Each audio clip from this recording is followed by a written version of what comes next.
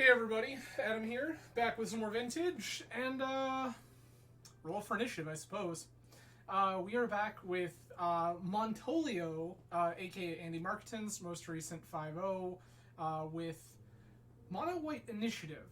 So this is based on the archetype that has kind of already started to take Legacy by storm. Very, very similar concept. So what is our game plan here? Well, our game plan is we are kind of almost a Death and Taxes style mono white deck, but in Vintage, our game plan is to abuse the power of Moxen and Black Lotus to go ahead and crank out a White Plume Adventurer or a Seasoned Dungeoneer about as fast as we can manage. Supporting these two completely, absolutely insane cards. Actually, let's slow down for a minute. So, what is the initiative? So when you take the initiative, a player will go ahead and start a dungeon. Much like... Oh dear, I can't even remember the name of the other mechanic. It's irrelevant. So when you take the initiative, the dungeon mechanic with Acerak that was used in Legacy Food Chain. Not Food Chain, I'm sorry, Alurin. Similar to that, when you play one of these cards, you take the initiative. And at the start of each one of your turns, if you currently have the initiative, it advances another stage. So you go ahead and select your path through the dungeon to gain various effects. For example, the initiative dungeon starts by letting you search your library for a basic land, put it in your hand, so that way you're guaranteed your next land drop. Then the next options from there split two paths, either scry 2, which is like pretty okay, or put 3/1/1 counters on a creature you control. Pretty strong. Then we start going into... I'm going to reference primarily the left path down the initiative dungeon, because that's really what this deck is looking to do most of the time. You're a little more aggressive. So after you have the ability to put counters on something, the next evolution of that dungeon is dealing 5 damage to an opponent. Pretty good. And then finally, then you draw a card. And then finally, you look at the top so many cards of your library, and you can get access to a creature card. So, pretty decent. Again, the initiative cards we are playing are White Plume Adventurer, a 3/3 for 3. When it enters the battlefield, you take the initiative, and at the beginning of each opponent's upkeep, untap a creature you control. If you've completed a dungeon, instead untap all creatures you control. Seems decent. Then we have Seasoned Dungeoneer. This is 4 mana for a 3/4 human warrior. When Seasoned Dungeoneer enters the battlefield, take the initiative. Whenever you attack, target attacking cleric, rogue, warrior, or wizard gains protection from creatures until end of turn, and it explores. So, when you attack with a warrior, like, say, Seasoned Dungeoneer, or, let's see, you're just a spirit, you are a soldier. I think that's the only thing in our deck that triggers... Oh, White Plume is a cleric. So that's relevant, I suppose. So basically, whenever your Seasoned Dungeoneer or your White Plume Adventurer attacks, you get a Seasoned Dungeoneer trigger, where you get to give it protection from creatures until end of turn, and then reveal the top card of your library. If it's a land, it goes into your hand. Otherwise, you put a +1/+1 counter on the creature, then put that card back on top of your library or into your graveyard. Yeah, so, Travis, this is Montolio, aka Andy Marketing's recent 5.0 list for Mono White Initiative. So, outside of our initiative cards, we have some other Hate Bear friends that are usually pretty good in Vintage. Spirit of the Labyrinth, Get Wrecked, Ancestral Recall. Stoneforge Mystic. Our Stoneforge package includes 1 Cauldron Complete and 1 Batterskull. The end. Thalia, Guardian of Thraben. Turns out, in a format where everyone's casting a bunch of non-creature spells, making them cost more is pretty good. Archon of Emeria. This card is absolutely insane in Vintage. It is 3 mana for a 2/3 flyer. Each player can't cast more than 1 spell each turn.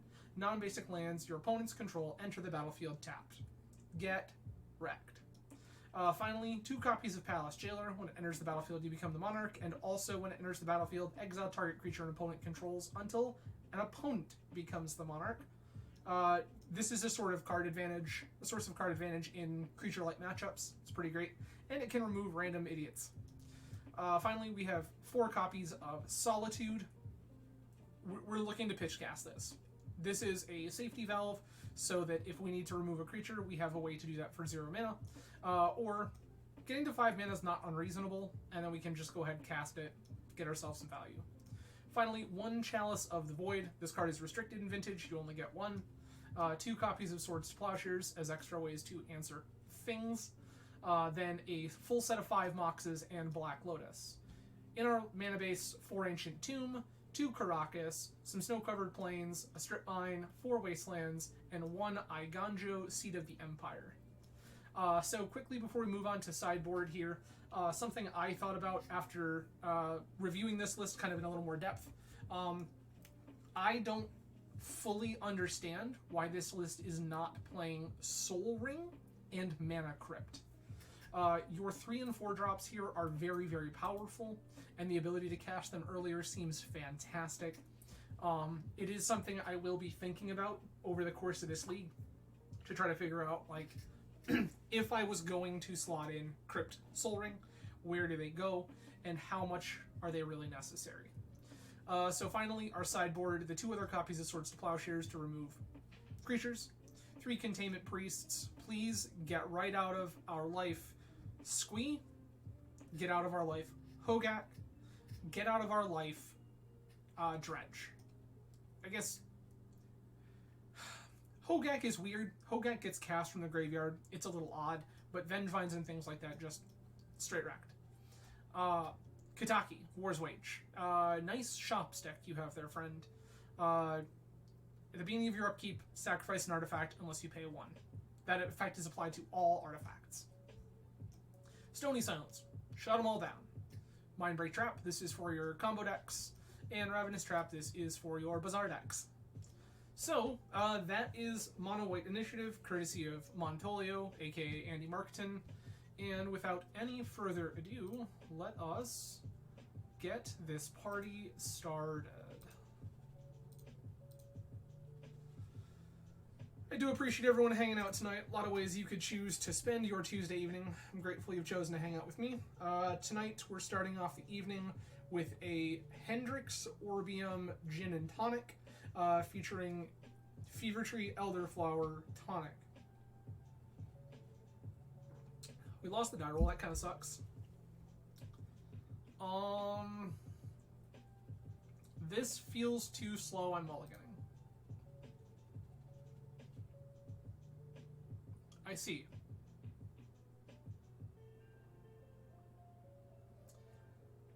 So, here's the deal. This looks okay, except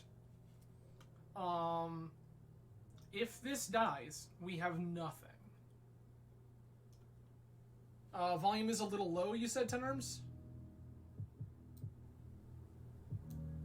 How is that? Is this any better volume-wise?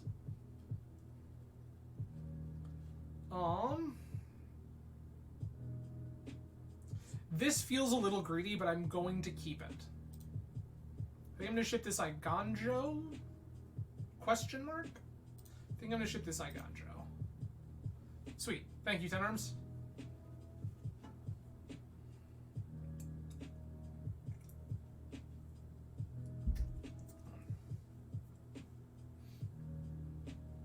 Okay.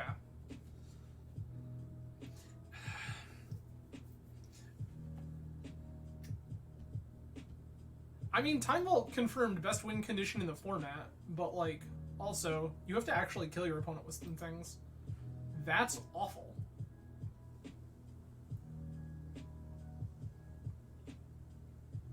Human.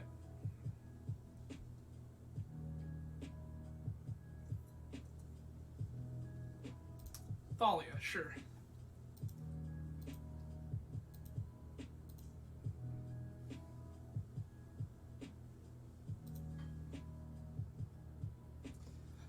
Question is, do I waste this, or do I play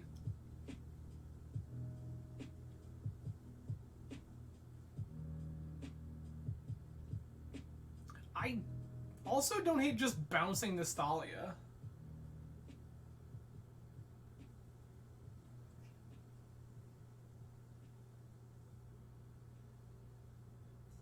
I'm just going to play this Caracas. I'm not doing anything super meaningful here.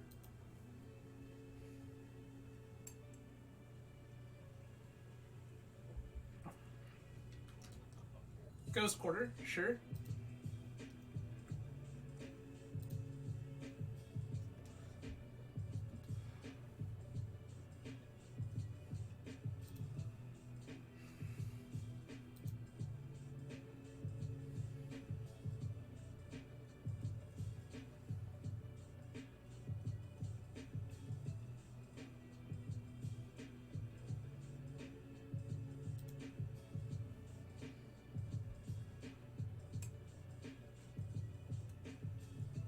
Okay, so wasting opponent definitely had value there that we missed out on. Ah.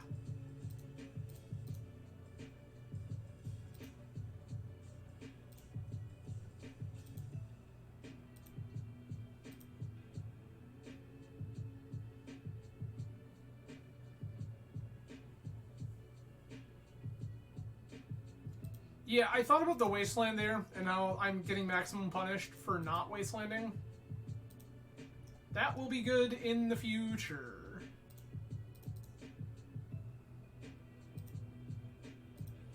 Gonna play a random initiative mirror round 1. This seems hot. I think we're gonna lose this because we lost the die roll. Scry 2. Interesting. Treasure 4-1 with Menace. I don't think I would have done that, but I guess.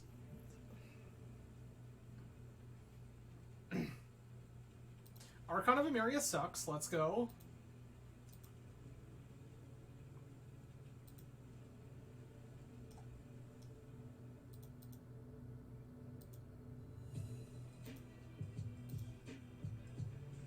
Ancient Tomb, baby. Ancient Tomb.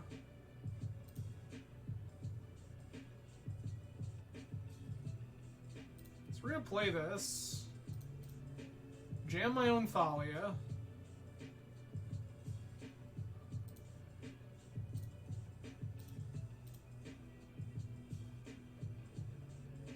I'm looking to take the initiative here. That's why we're attacking. Okay.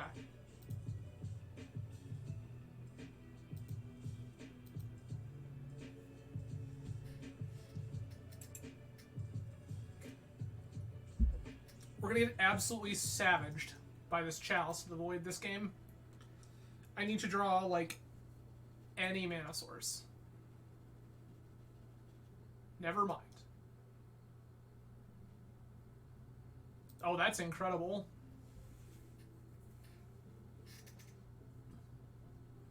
Four mana. Yuck.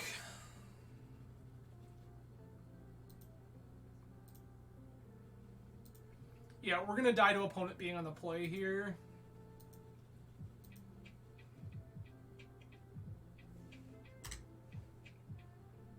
I have no blockers to declare.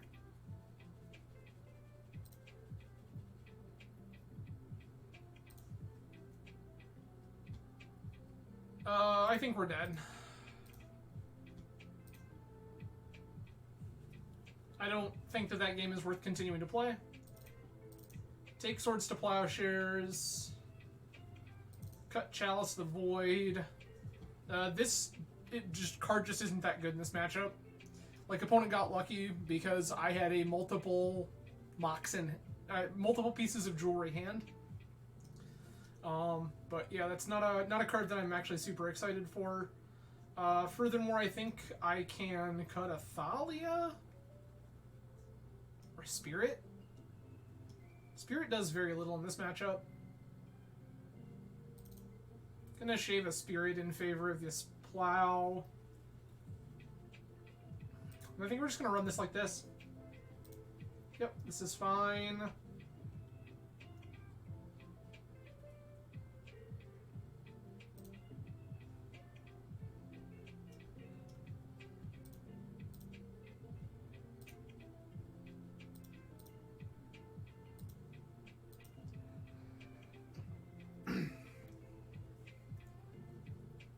Oh, opponent has Chromox. I don't hate this.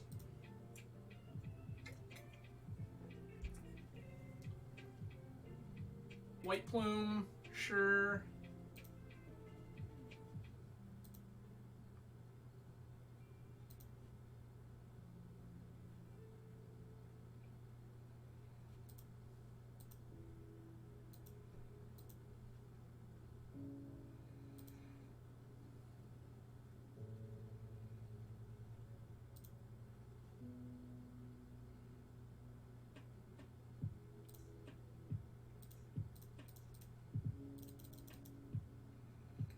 Cast Seasoned Dungeoneer.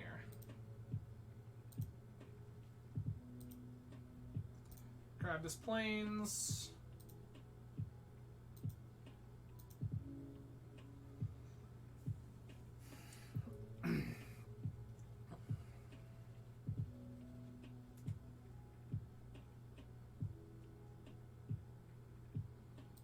Thalia resolves. Plow sucks, but also resolves.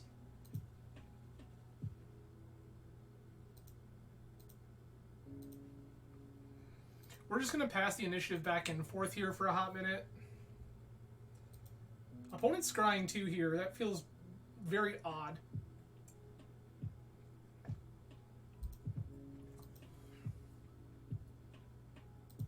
Okay.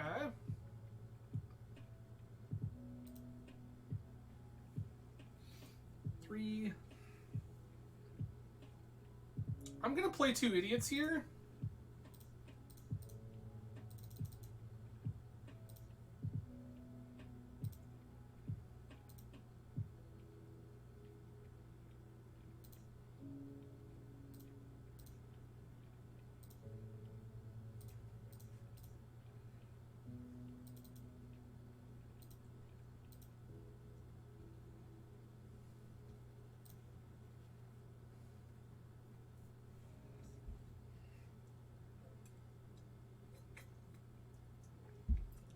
Ghost Quarter, sure. Opponent has a Seasoned Dungeoneer. They're going to take back the initiative.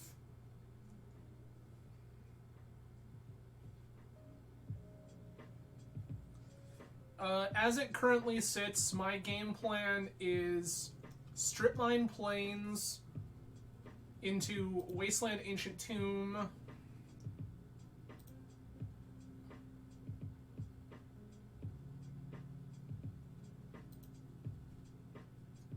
Goad target creature. Sure.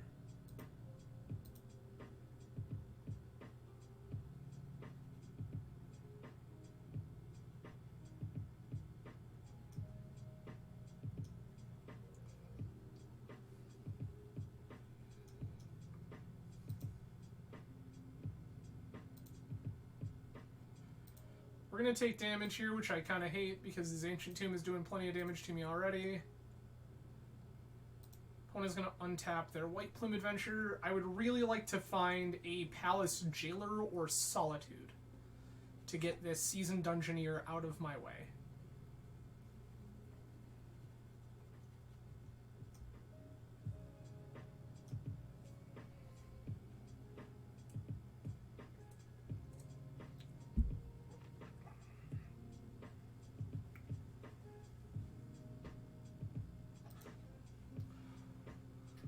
Archon, also pretty okay.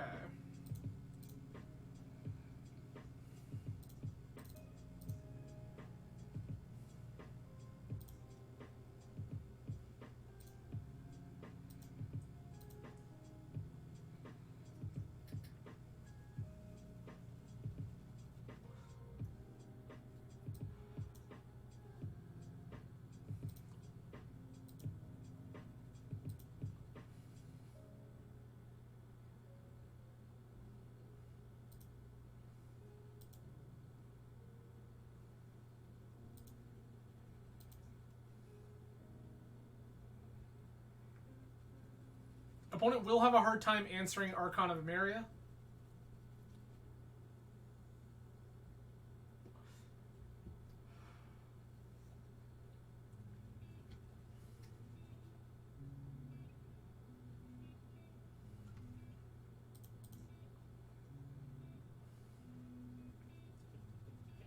4-1 with Menace. Sure.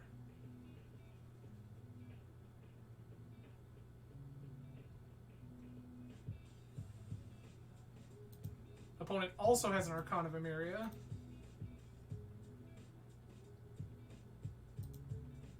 I'm not going to block here.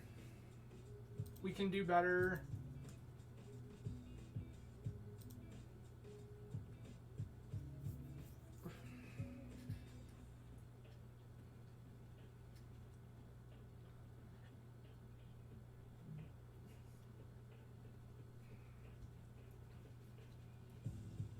Opponent's going to untap this idiot. They can Ghost Quarter their own land in response to a Wasteland.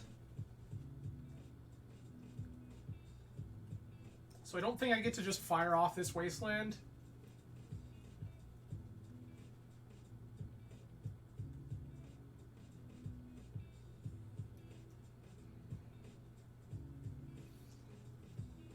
Okay.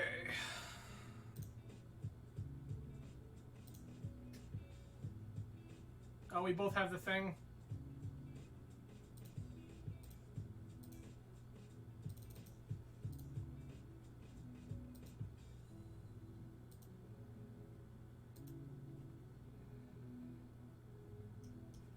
Arena is go to target creature. I'm going to trap.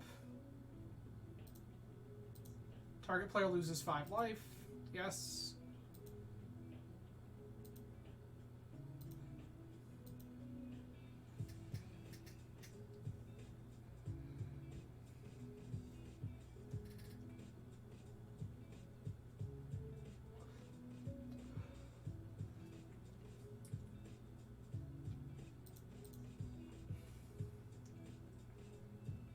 Swords on my Archon of Emeria.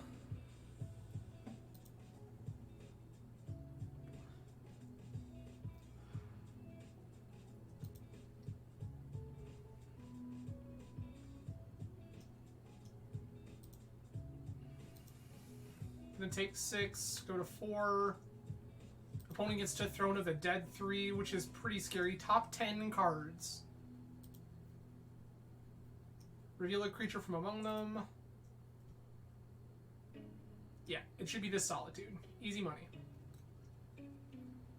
We have lost the game.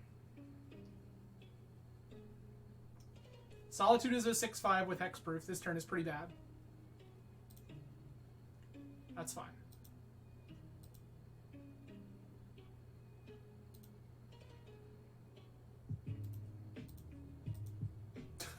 Nice. Okay, well that was unfortunate. I think opponent is better set up for the mirror having Chromox.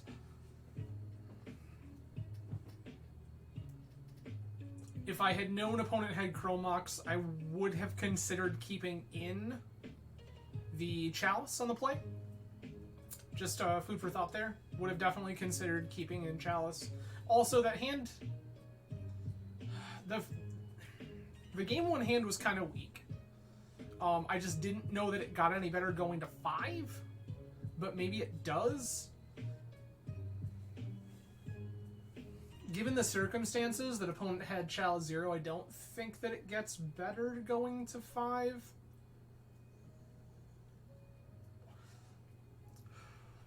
Tough to say.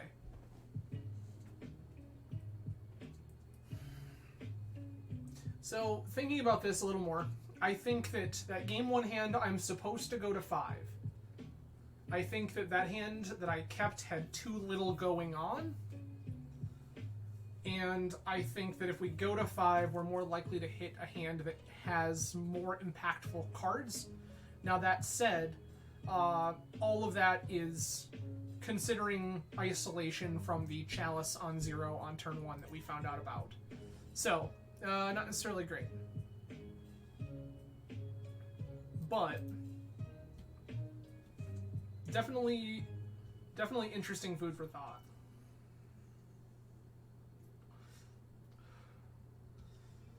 Let's see if we can do a little better in in round 2.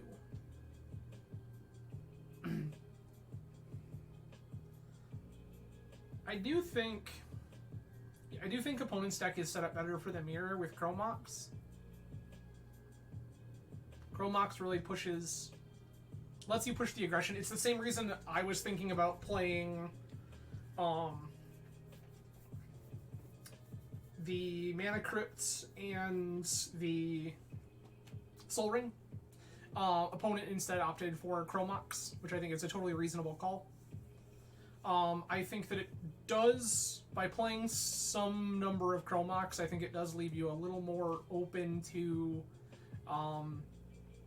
Artifact Hate being good, which is something that most of the time this deck could avoid.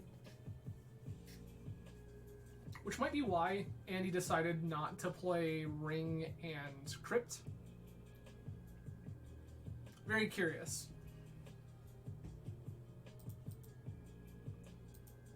Andy, I have a suspicion that you never see this, but Andy, if somehow you run into this, I'm curious. What was your logic behind not including Soul Ring and Mana Crypt?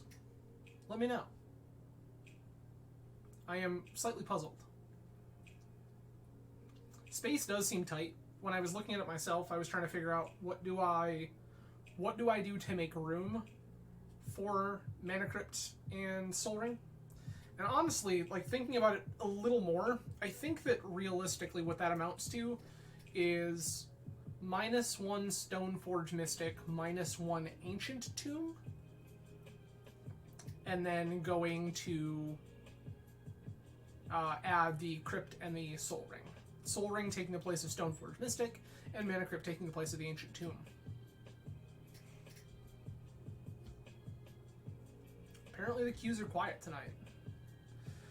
So how was everyone's week so far? I hope you all had a fantastic Thanksgiving if you celebrate such things.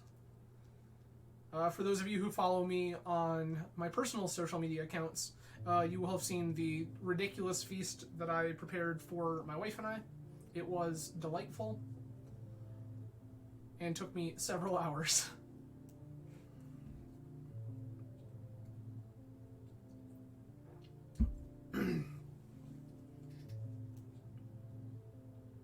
Apparently queues are very quiet tonight.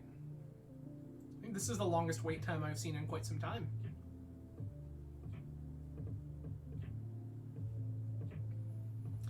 It's funny to me that we are on the precipice of Four Seasons and Vintage Eternal weekend, and just now people have cracked open two basically new decks that they think are pretty reasonable contenders in the current metagame. One being this mono white initiative pile, and the second being the list Justin Gennari has been playing recently with Smelting Vat.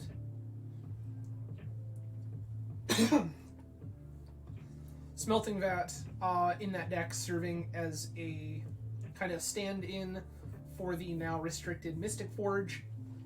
If you haven't seen Justin's video, super recommend it. Yeah, so I don't know, like, my mentality is that, like, I'm kind of miffed about Eternal Weekend in general. Not only the Magic Online portion of things, but also the paper tournament. It's kind of upsetting that everything was announced so late to not allow time for proper planning for folks. I'm grateful to see that Paper Eternal Weekend has returned. That's fantastic.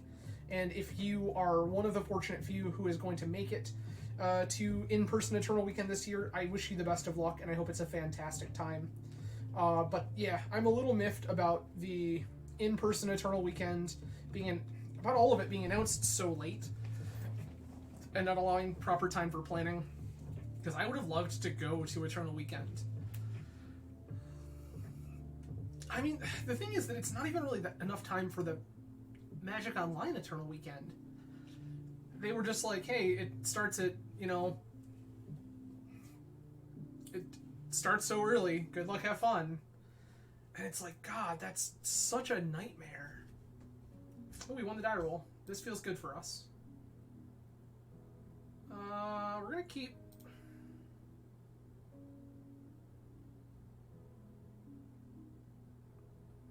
I'm gonna play Emerald in a vacuum. I don't want opponent to see this land first.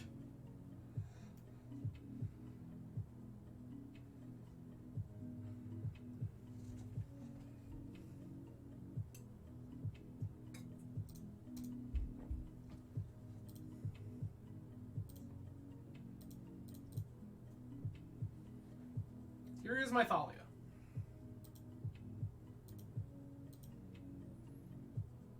This is going to be Thalia into White Plume into Seasoned Engineer. I lied. It's not going to be those things at all.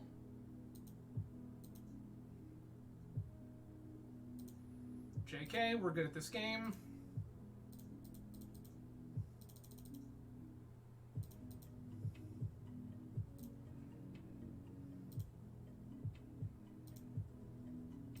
Grab his basic. Attack for 2.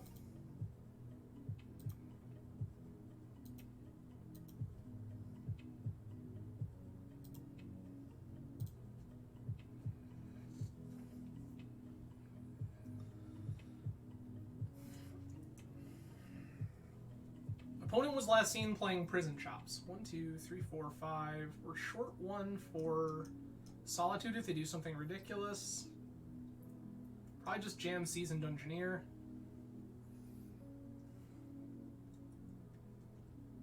Phyrexian Revoker is likely going to name this Mox.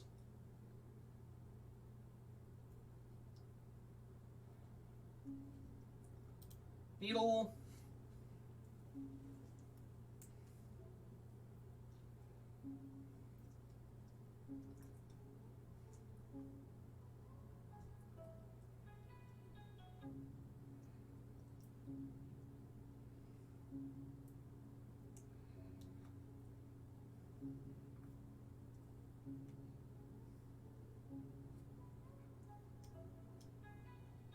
Like, their best name with this is something like Wasteland, and even that's not particularly good.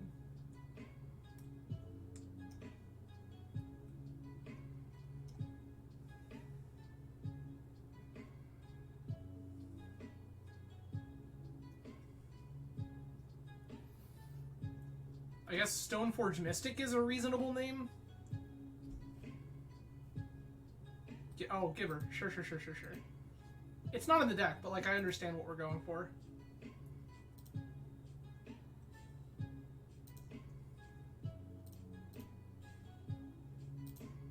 Big dumb.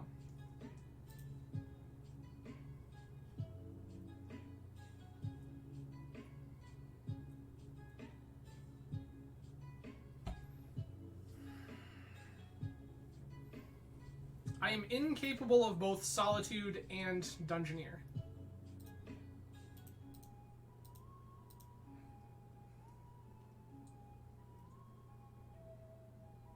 I'm just going to attack for 7.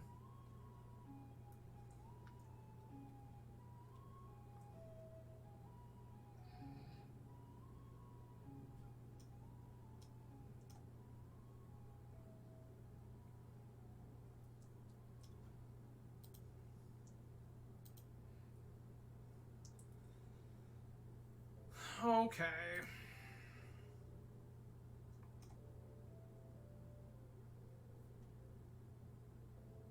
I can just channel this Iganjo.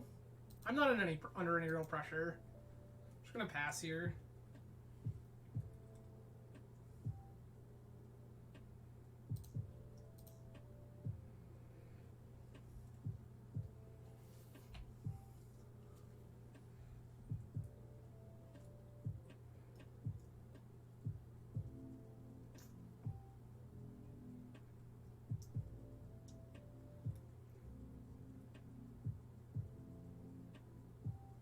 That's annoying. Sure. It's killing this White Plume. Sure.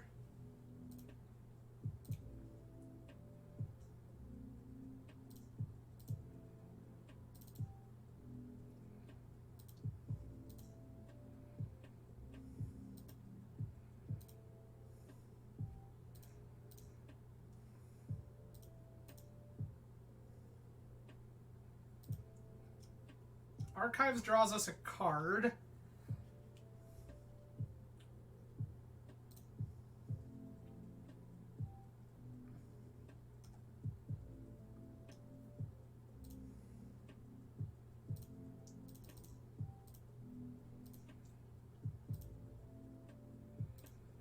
Cast the Seasoned Engineer. Draw a card.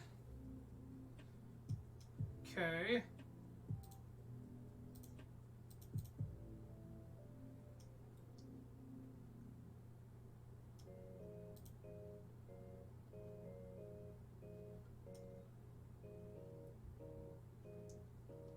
That's not how that works, but okay.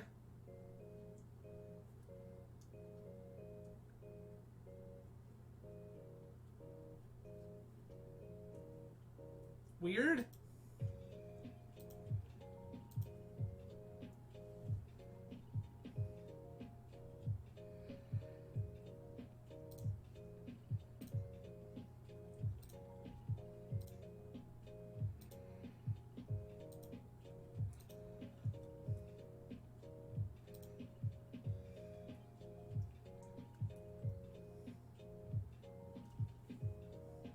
Choo choo.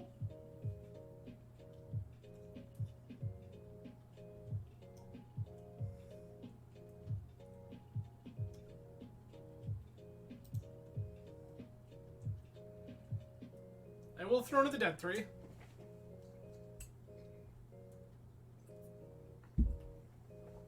Alright.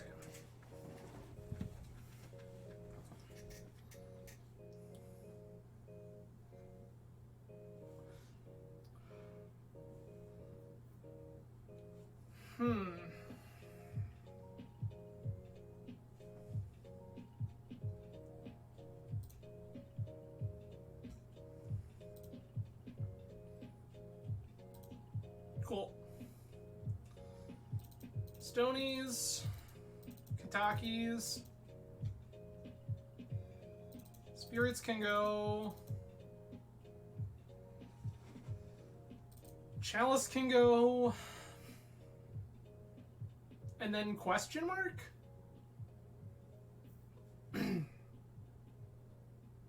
shave a Stoneforge, I guess? Oh. Maybe I want to get more plows in here, too? Shave 1 Archon.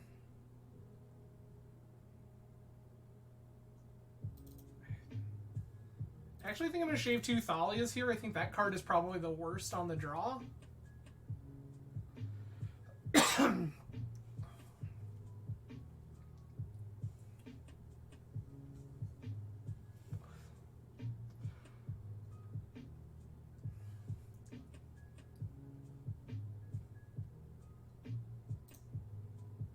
That hand was too slow.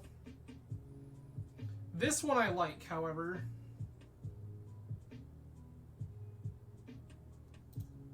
Bottom is Batterskull.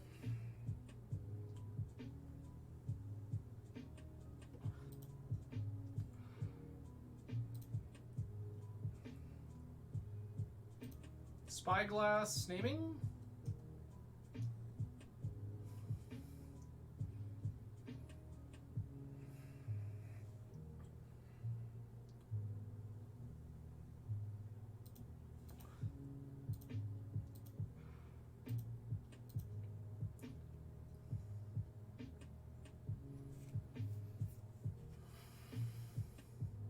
Draw Black Lotus. Draw Black Lotus.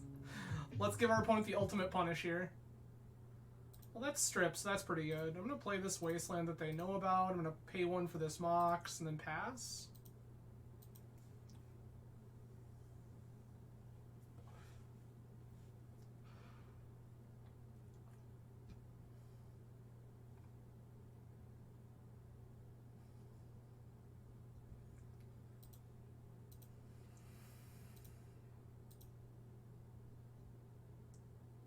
Sure. That will be good.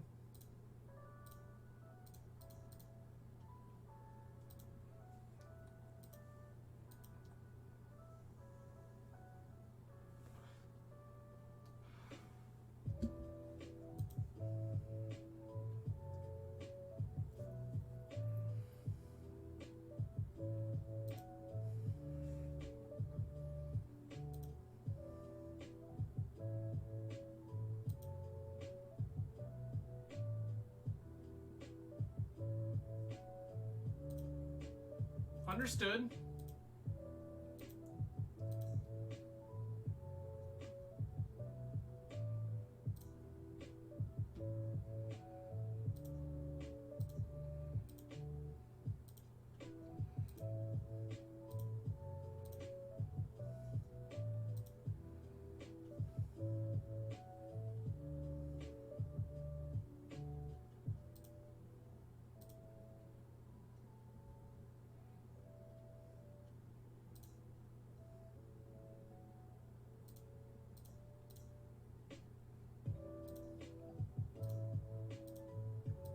I think this is a pretty good position for us. Opponent's going to have to lose some stuff.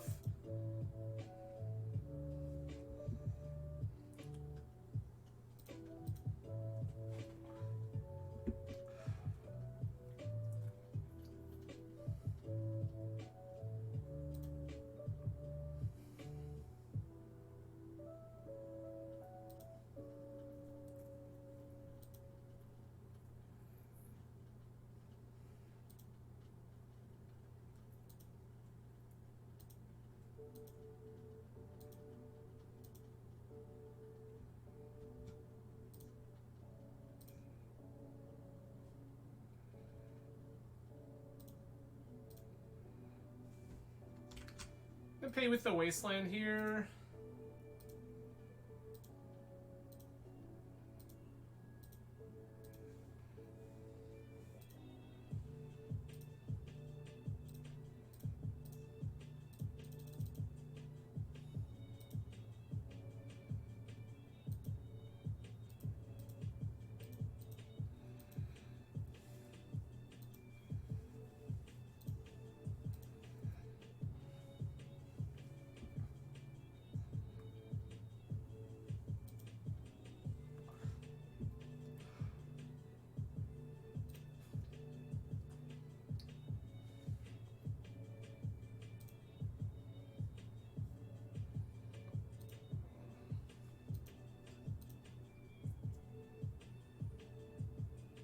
Sure.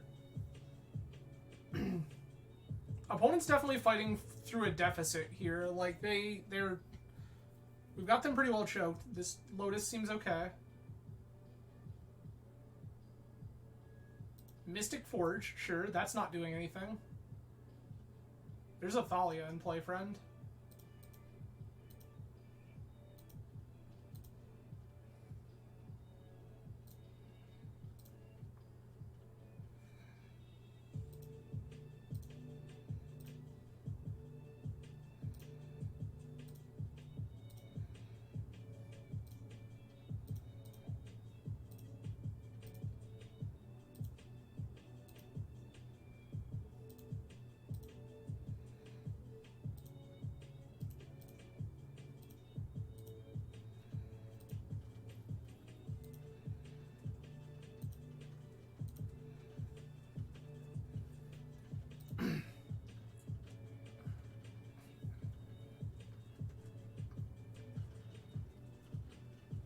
I do not think that opponent is capable of actually winning the game this turn.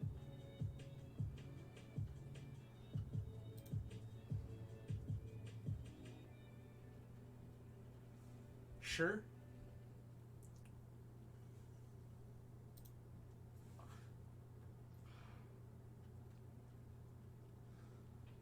Too much of opponent's mana is choked for them to do anything meaningful.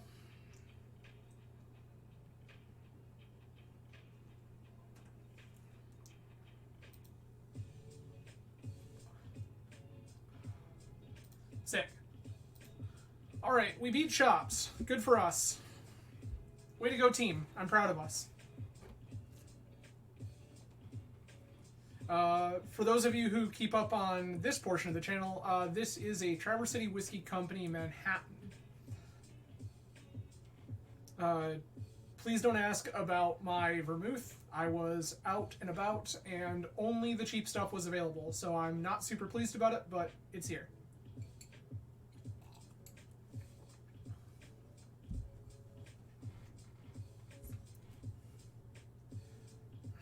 Like, their hand seems totally reasonable if you're not considering the fact that, like, I'm almost 100% going to have a Kataki.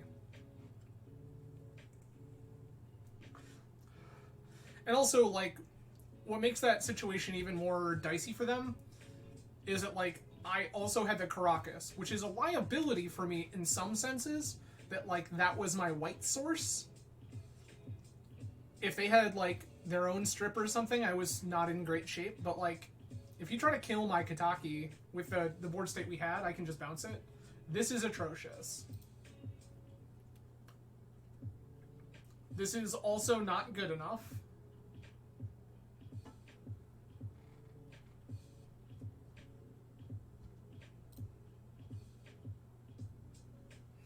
God. Gonna keep...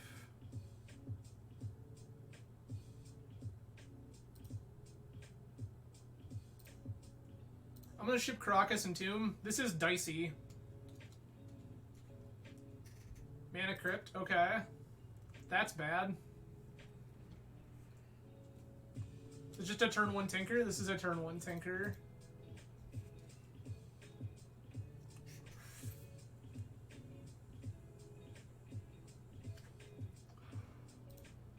Okay.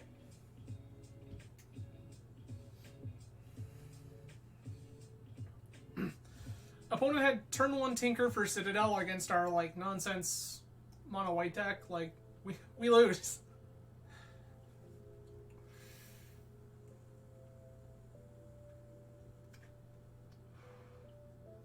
Tutor, sure.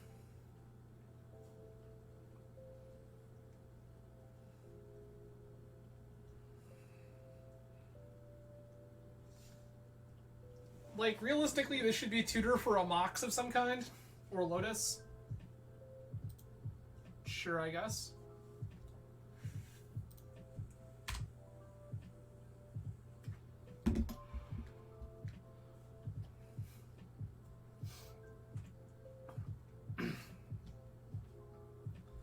Repeal their Mox to cantrip. I don't know why we bothered. There's our top. Okay.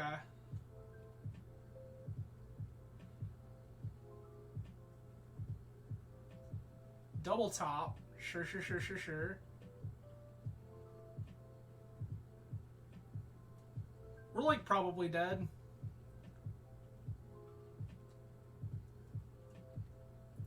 Also, 10 arms, to your point, Kataki isn't the only card they should be scared of. They should also be concerned with cards to the effect of Thalia. Thalia is a real pain for them on the draw. We can also just, like, turbo them. This is, yep, PO. Opponent is at 2. They have a billion mana.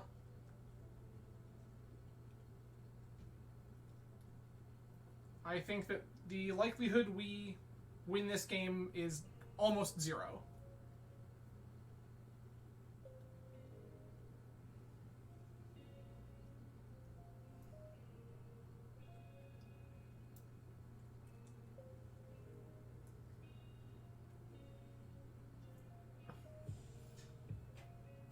I am going to make opponent show me something that actually kills me. Oh, probably. And I was like, I'm such a creature-heavy deck that I don't, like, Sphere, and I have so much fast mana that, like, and I have enough fast mana, I suppose, that Sphere doesn't really feel like it's a super meaningful card. Snap for PO. Snap, yeah, snap for PO.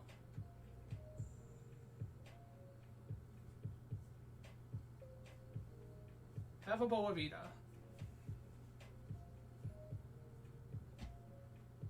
I don't know what that last part actually means, truth be told.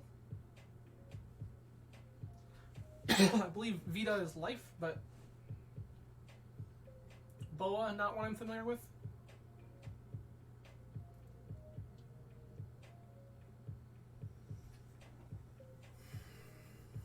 There we go.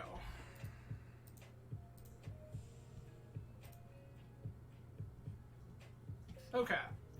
Things I want to include: Mindbreak Trap, Stony Silence. I'm less intrigued by Kataki. They're not usually letting stuff just kind of hang out randomly. Yeah, I don't think Sphere is correct in that circumstance.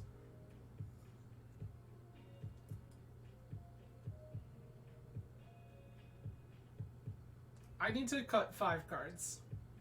Batterskull. Cut 2 Stone Forges.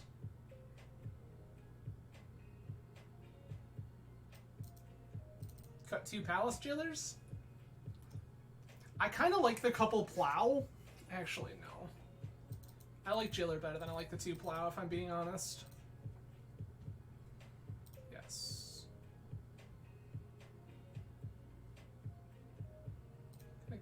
with this.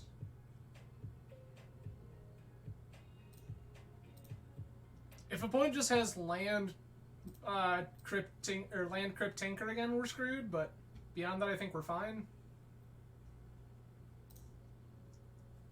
Probe is 1.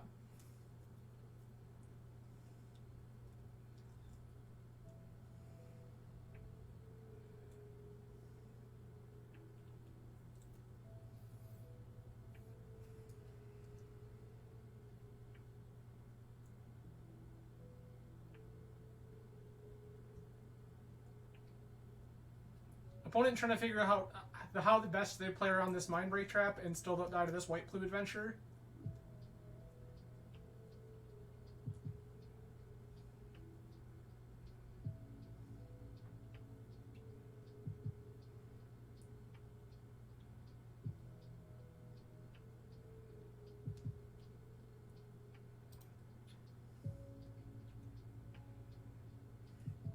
Basic island.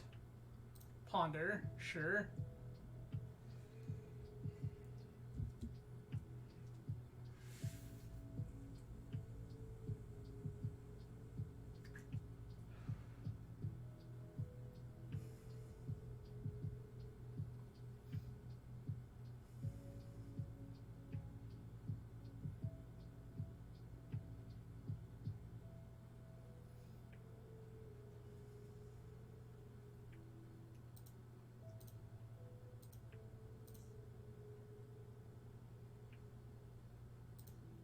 That'll be good in the future.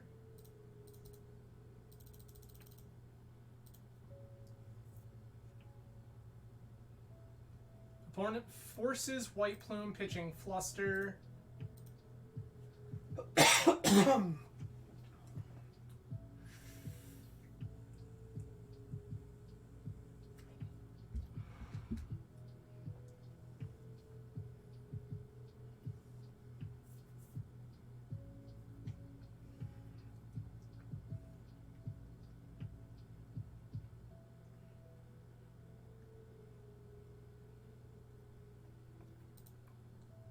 Fetch with Misty. Underground Sea. That's a walk, sure.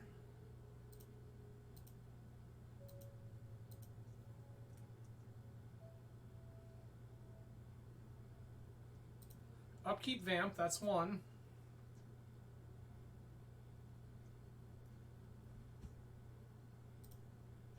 Ancestral is 2.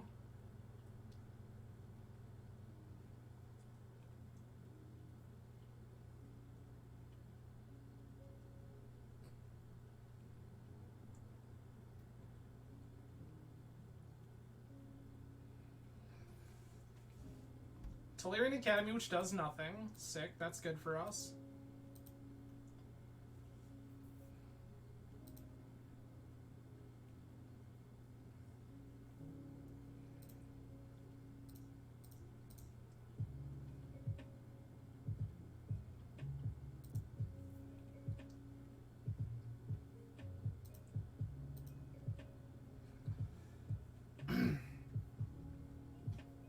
I'm just trying to keep their resources low.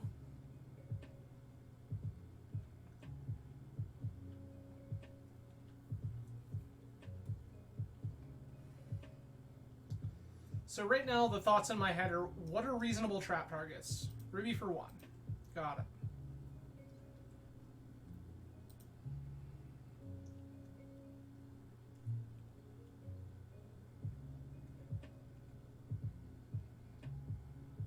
Mentor, sure.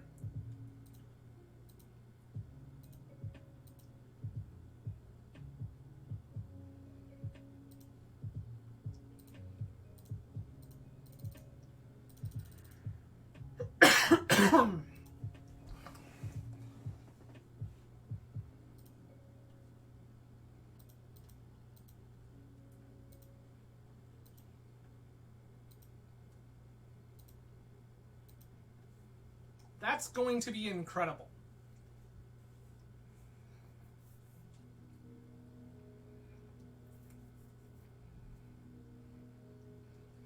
I will probably fire off this Mind Break Trap if opponent gives me the opportunity to. Snapcaster. For Ancestral.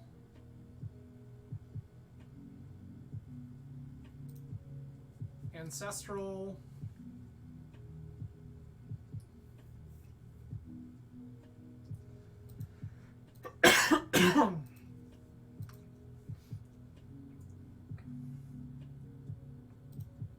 That one's pretty good, not gonna lie to you.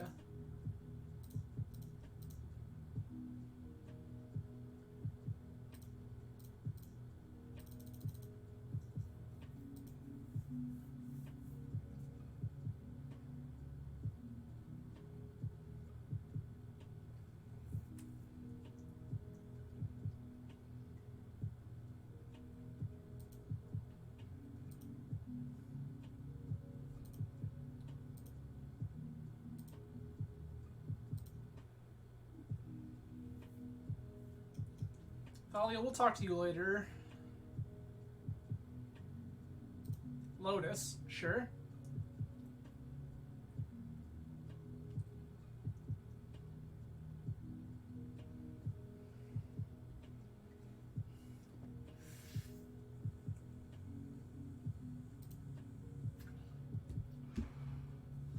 This is unfortunate.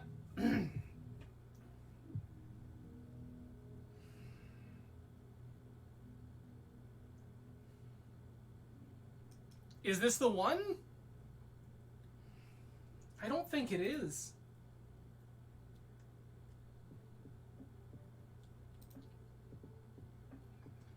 I think I'm willing to let them draw a fistful of cards and just see what happens. Like, their life total is already kind of low. They know they have to fight through a Mind Break Trap. They've used 2 Force of Wills. A Fluster is gone.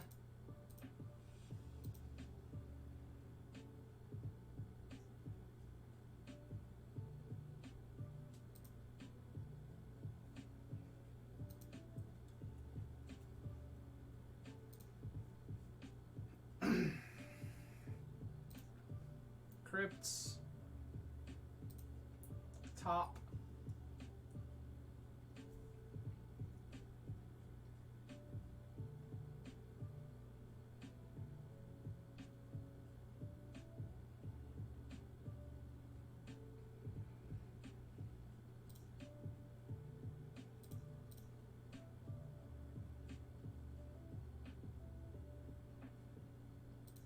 Okay.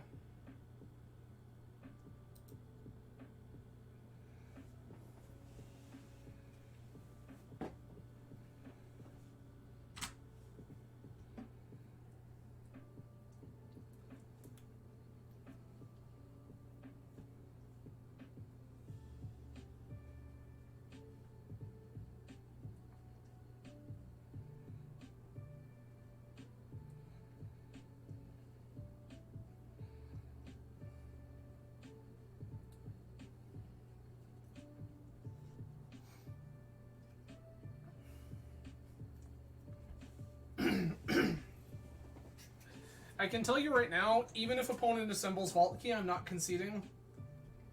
They have a Mana Crypt in play and they're at 4.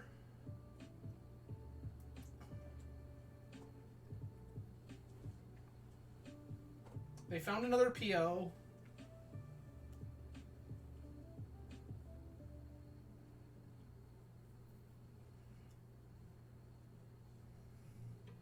Bounce everything.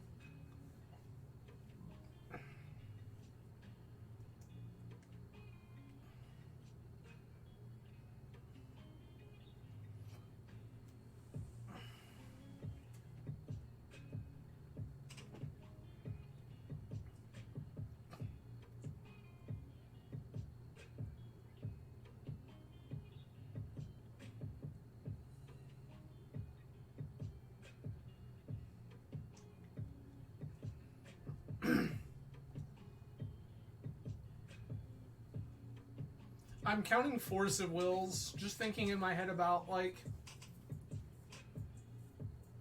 Oh, I don't know that opponent can actually kill us here. Not without risking dying to their own crypt and stuff.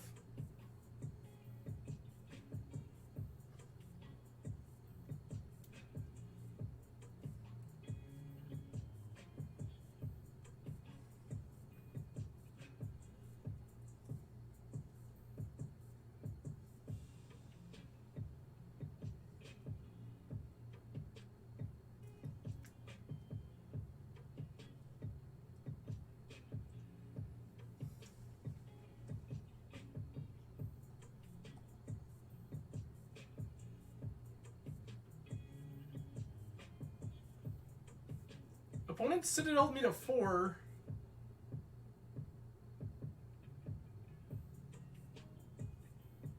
Yawgmoth's Will.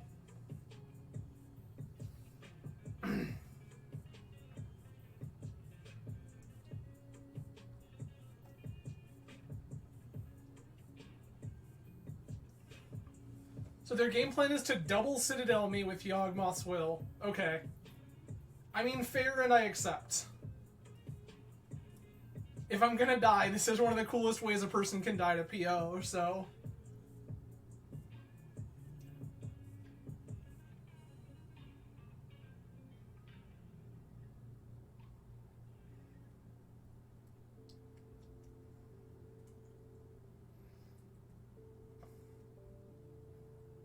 Activate again.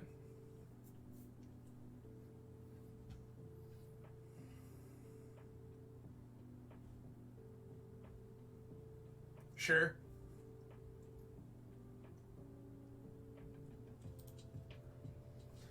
Well, fair enough. I will admit that that hand was a little weak, but I think that it was still defensible enough. We had mana disruption.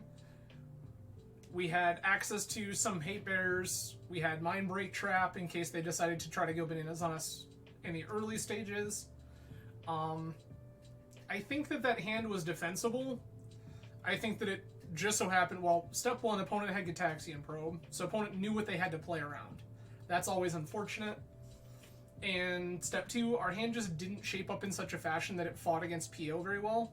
Like, we drew a Thalia there, but we drew a Thalia when it was, like, probably too late. Correct. No game 3s in either direction. We're jamming these matches, resolving them in 2.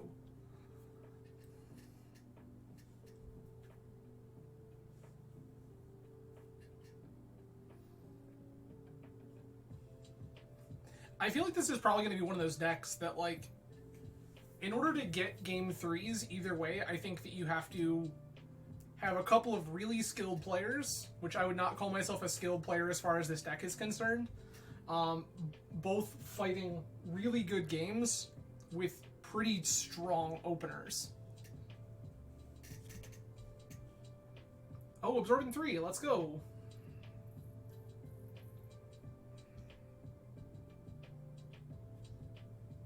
This one should be fun at the very least. Absorbent 3 has some pretty sweet decks.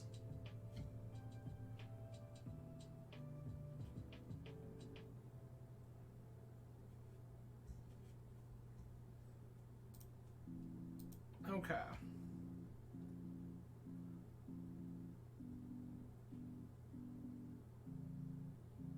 I mean, this one feels pretty weak. Stoneforge is good, but not that good. This, however, feels pretty incredible. I'm gonna keep... Gonna bottom... I think I'm gonna bottom Solitude here.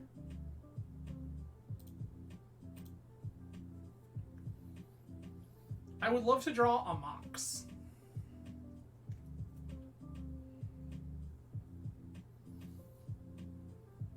Beseiju. Collector, sure.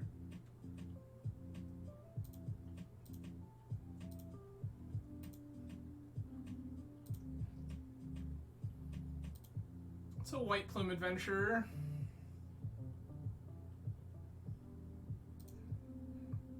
I'm just gonna play this on 0.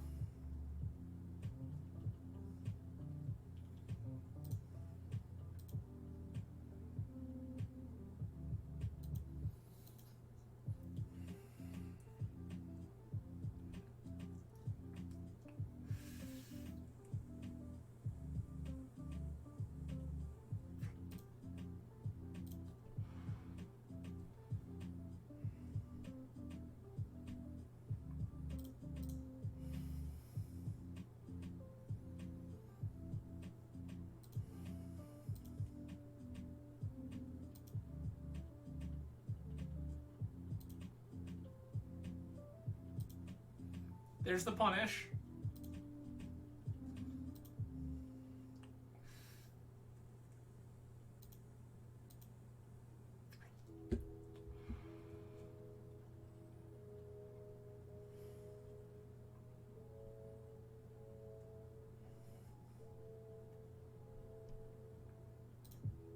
Liberator resolves.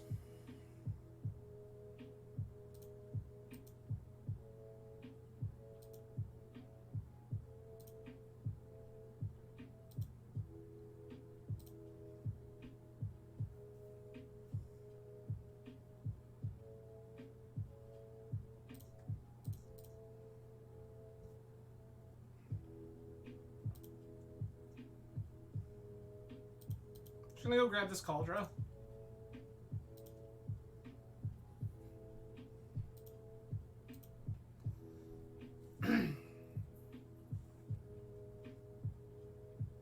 Opponent has to answer this in some capacity, or I just make a Cauldron that I don't think they can beat.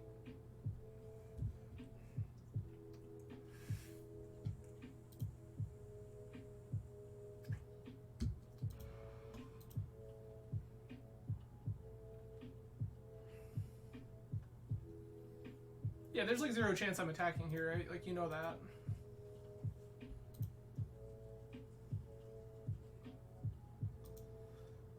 Strangely enough, I'm going to throw away my Chalice of the Void here, or throw away my Mox to my Chalice of the Void to keep their thing from flipping.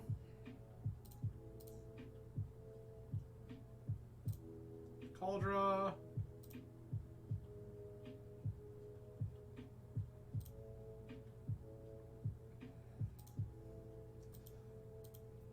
Beep beep Cauldron.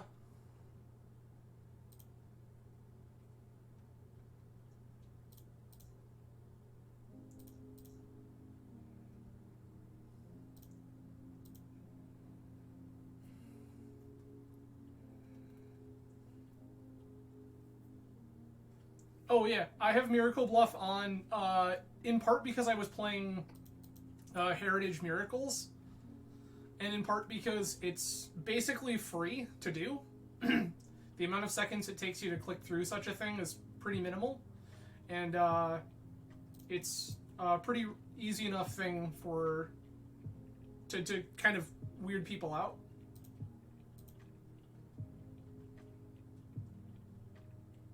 Okay, we are clocking still. Cool, I understand.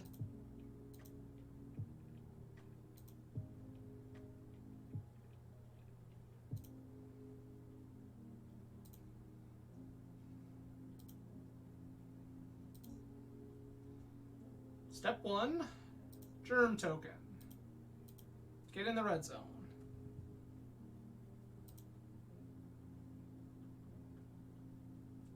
Step 2, 2-1 with first strike. Go.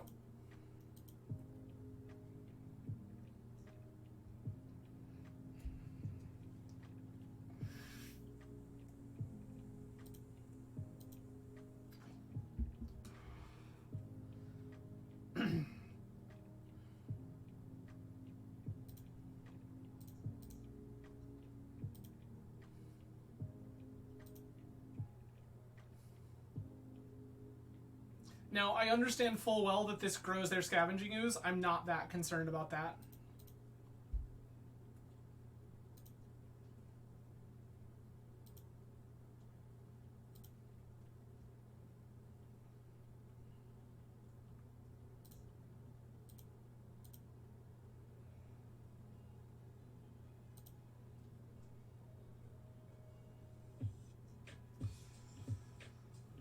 So here's the million-dollar question. Is it better to wasteland them off red, or is it better to play another body? I honestly think I'd rather wasteland them off red.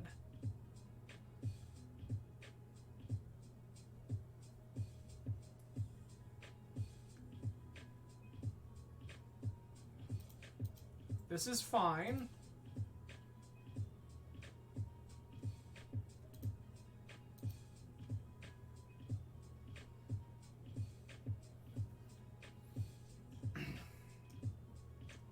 So Trapbreaker blows my Chalice, which is totally okay. This is Ignoble Hierarch. Sure.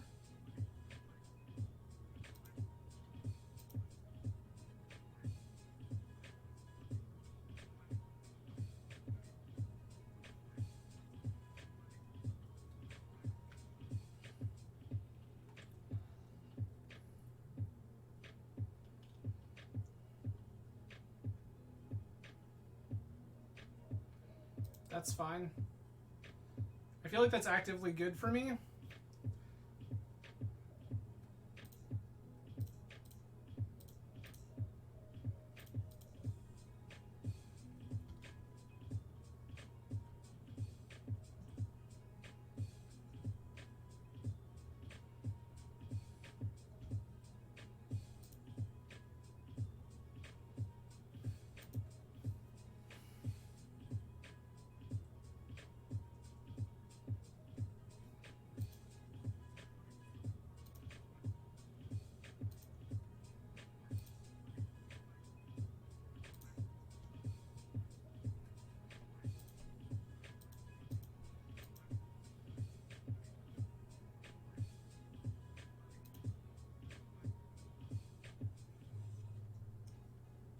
Artifact or enchantment. Stoneforge, get in here.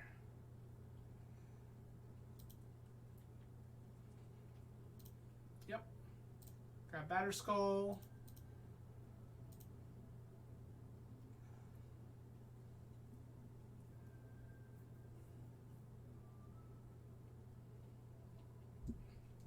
Cool. Okay, things I'm interested in include Swords to Plowshares. Opponent is usually, I say usually with a strong asterisk, playing some flavor of Green Sun Zenith type thing, or has been previously. So as such, I am vaguely interested, in fact,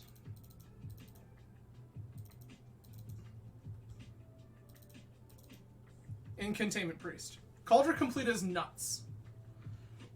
Card is absolutely absurd. On the thought, I'm bringing in Containment Priest because Containment Priest beats Green Sun Zenith. Is there anything else that I actually care about in this sideboard? Like, I wouldn't hate this other Priest. Were that in instead of Archon of Emeria?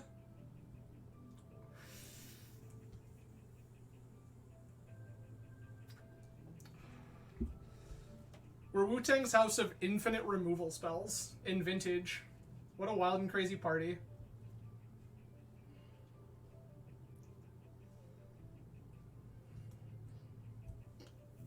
Also, Tenarms, you didn't say, did you ever end up actually ordering that beer, or is the tab still infinitely open on your browser for the rest of eternity? Oh, Aaron, I have needed a hug for a long time. Something about my childhood. Also, sweet God, I have missed you so much. Thank you. It's so nice to see you.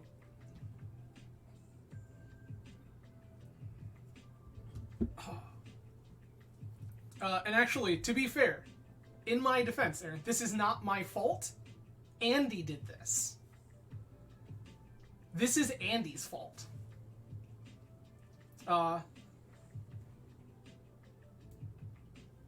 Nice, 10 arms. Yeah, this is entirely Andy's doing. Andy 5-0'd with this list. This list, which, by the way, contains no... I'm probably going to play Online Eternal Weekend. This is more out of sick curiosity. But yeah, so this is Andy Marketon's fault. Which it is Andy's fault by way of it being Phil Gallagher's fault. Because Phil started playing it in Legacy, Andy Marketon saw it, started messing with the list in Vintage. Yeah, exactly. So, Phil plays it in Legacy, does well, Andy sees it, ports it to Vintage. Yeah, that's fine. We can beat this.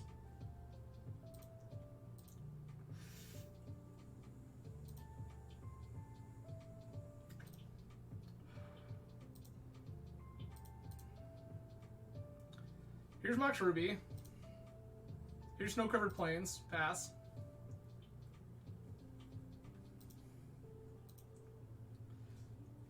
Aaron, one of these days you should message me because I have always wanted to get into WoW, and it feels like now is the time, if ever there was one.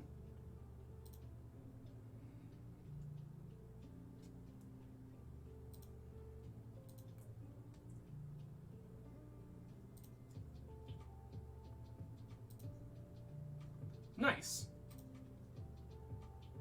I'm gonna jam the snow-covered plains. I'm gonna jam my Stoneforge Mystic. Very cool.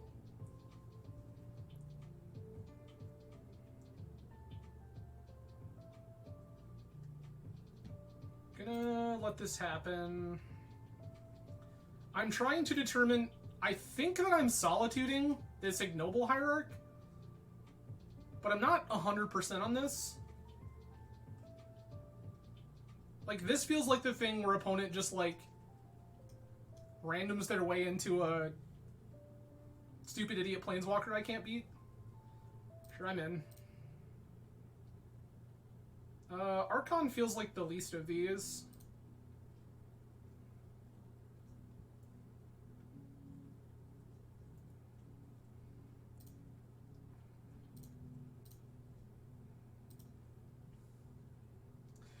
So the reason I like Solitude is to try to keep my opponent off of doing anything meaningful before I get this Cauldron to play. I want to trap them under their own root maze.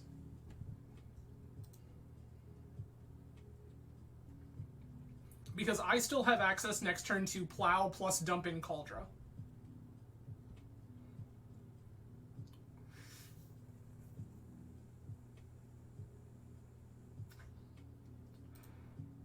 That's fine. Aaron, thank you so much. I really appreciate you. Message me soon. We should chat. I've missed you.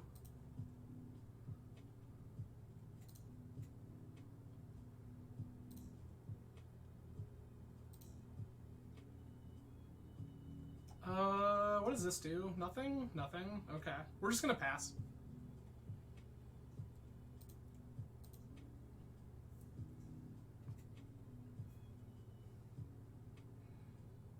I'm gonna flash in Containment Priest. I have access to Plow. That doesn't matter, like, at all. Well, Tarmogoyf sucks.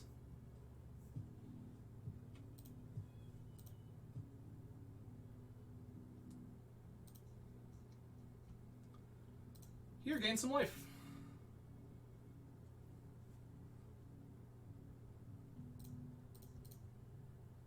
Containment Priest.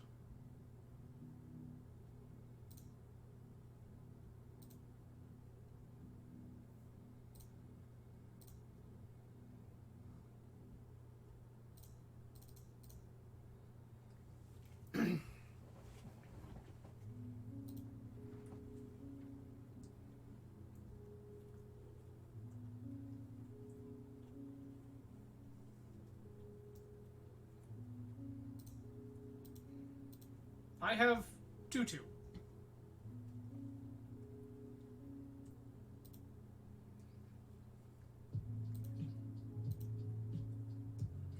I don't think this is good. Just throwing that out there. I don't think that Root Maze is good in this matchup.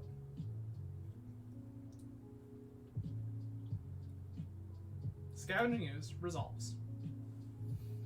You get to eat one idiot.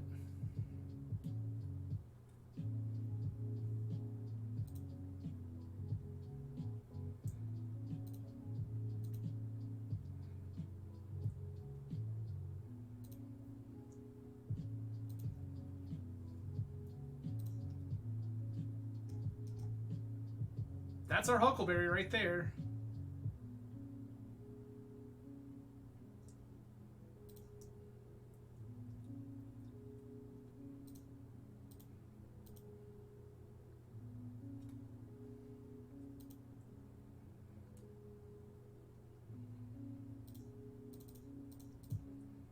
I present to you 3/4.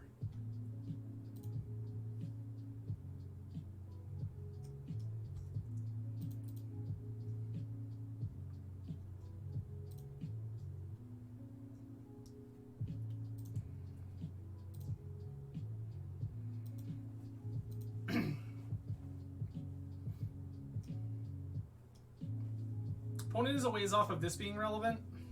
I think we're in pretty good shape.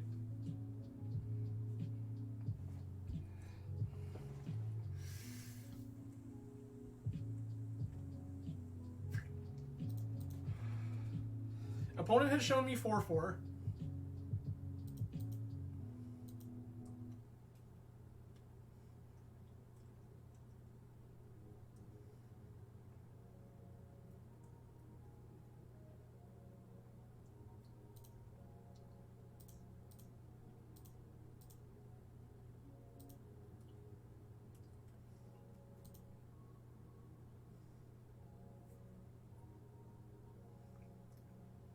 This feels like opponent has a removal spell for the Seasoned Dungeoneer, but I don't actually care.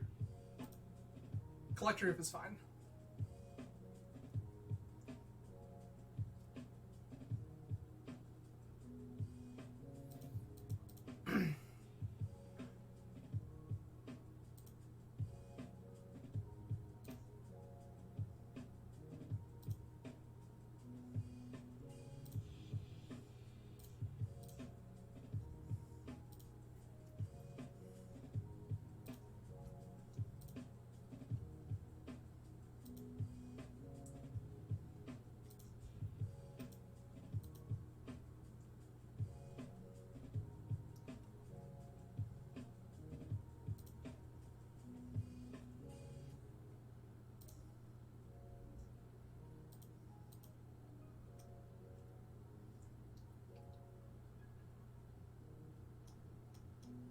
I don't understand why that my Seasoned Dungeoneer keeps triggering that way, but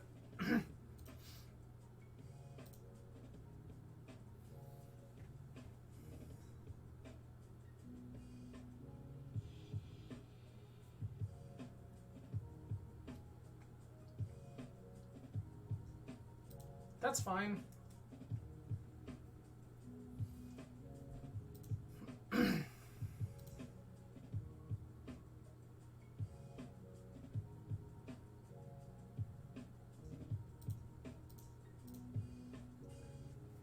Goodbye.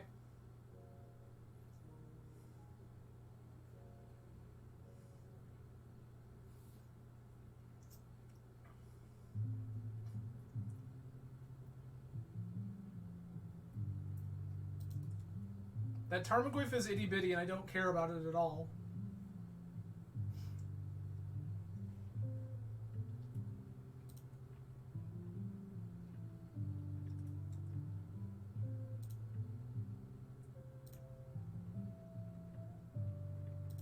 Trap. Please lose 5 life.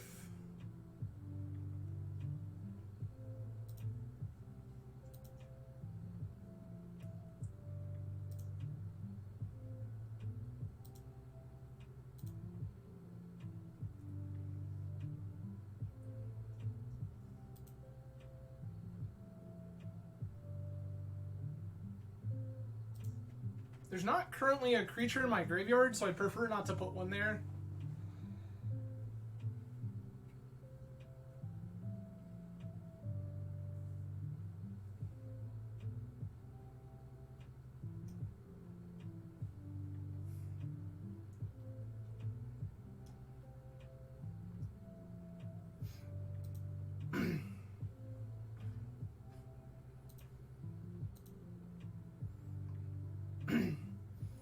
I'm definitely going to put this Seasoned Dungeoneer in front of Collector Roof.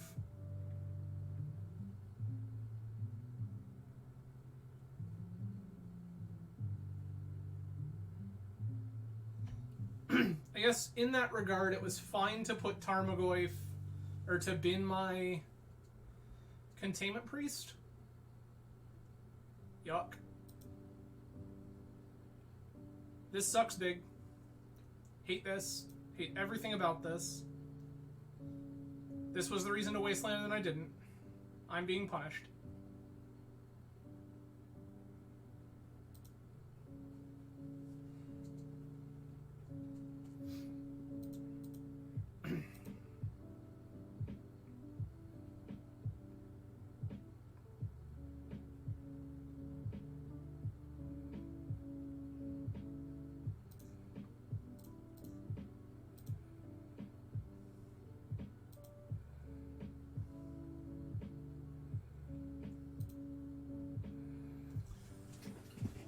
Okay.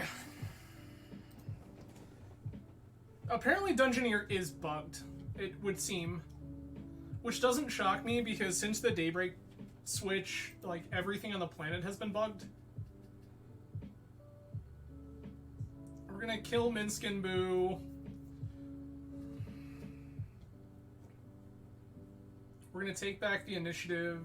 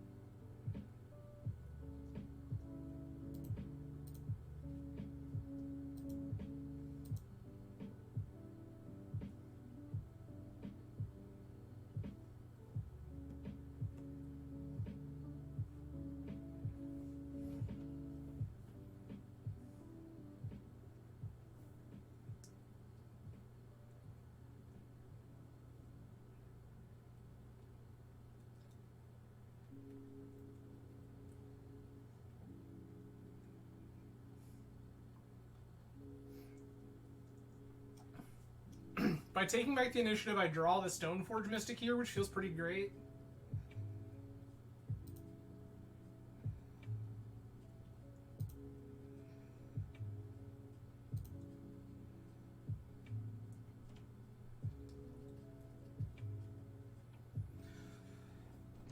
Trying to figure out here if it's... I guess I only get one of these this turn. So this is going to be... Stoneforge Mystic. Get my Batter Skull.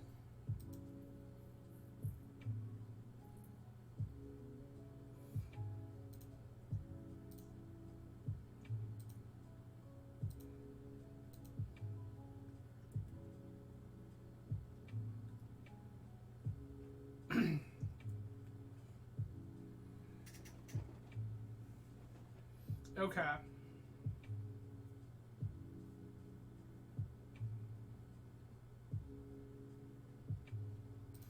Okay. I'm glad that I don't have to think about that too much, because it was a really very serious thought as to, do I try to go ahead and get Tarmogoyf out of play later? And I think the answer was yes. I think that we just go Flashing Containment Priest, block Collector Roof, Stoneforge in front of Tarmogoyf, and then untap with, like, more mana and the ability to do stuff. I don't know. But alright, we are 2-2 with our first outing with Mono White Initiative. Overall, the deck feels pretty strong. Pretty hyped about this.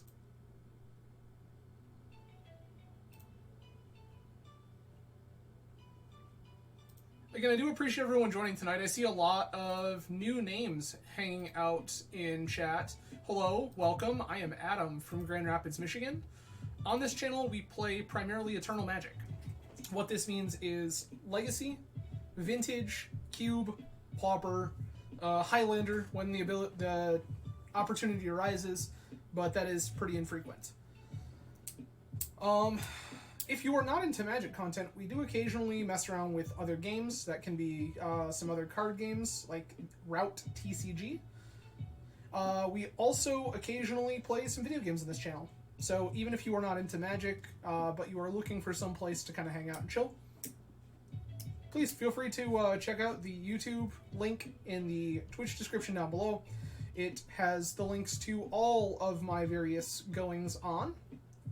And you can always follow me on the Now Dying Bird website if you are interested in knowing when we go live with various things. I always post there, usually the Monday with the schedule for the week, and then followed by the throughout the week with kind of what's going on, just reminders for folks. This week, the schedule is a little different. We will not be streaming on Saturday. Instead, we'll be streaming Friday evening, because on Saturday, I have a meetup scheduled with a bunch of the local Eternal Magic players, and we are going to do some cool shit. Gonna play some Vintage, gonna play some Legacy, that kind of stuff. Should be pretty great. If you are in the West Michigan area and would be interested in getting in some games of Vintage or Legacy or even CEDH, I know a handful of the folks that'll be around will play, feel free to reach out to me. We have kind of an open gathering building at one of the local community members' houses, and we're just going to jam some games, have a few drinks, and have a good time.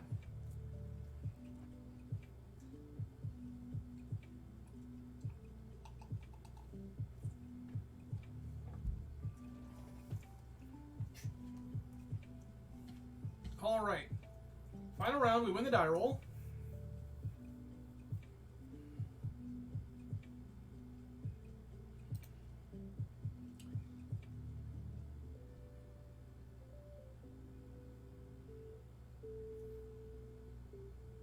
I'm just going to bottom this Solitude and go turn 1 Archon of Emeria, turn 2 Seasoned Dungeoneer, go.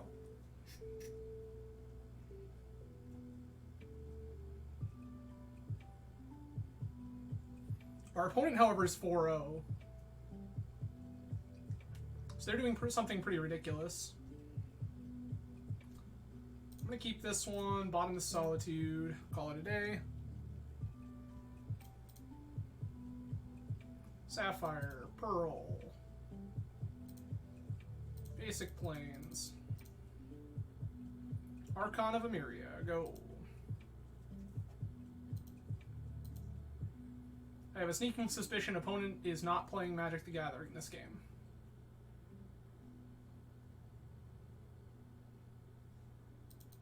Your Mox resolves. That is your 1 spell. Oh, opponent is a Workshop player, okay. That'll be good for later.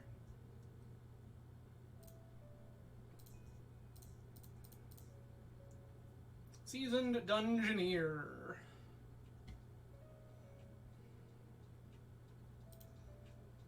Go ahead and grab our land.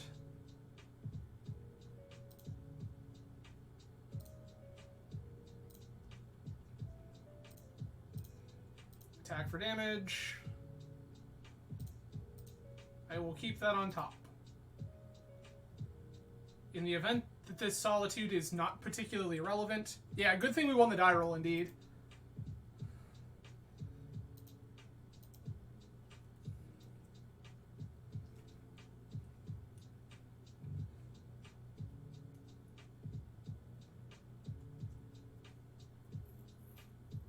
If opponent presents some sort of threat, we can just Solitude it away and keep cracking for damage. Opponent is in such awful shape. This is so good. Phyrexian Revoker resolves. Are you going to name a Mox? Like, you're allowed to do that.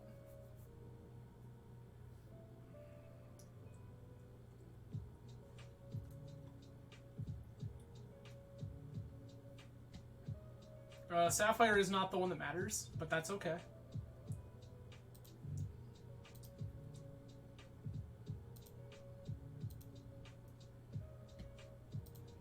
Venture into the Undercity.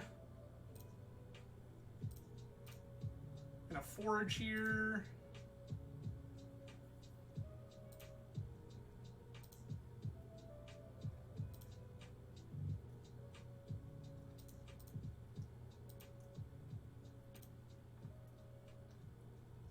I'm going to bin this. Second Archon of Emeria doesn't seem particularly helpful at this juncture.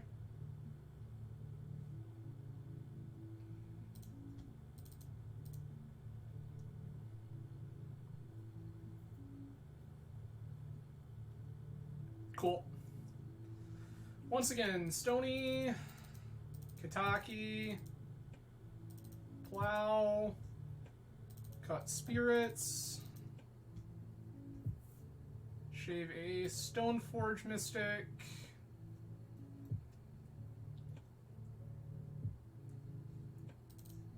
I don't think I need this Chalice.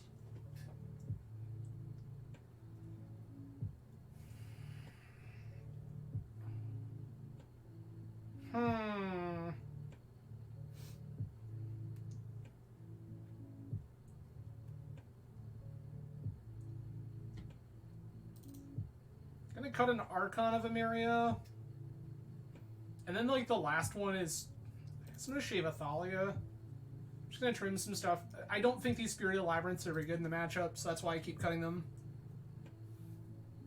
Like, it is a 3-1, but it is... this seems dope. I'm in.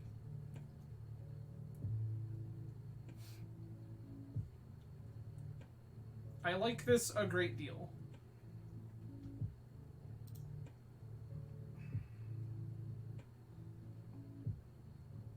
Workshop.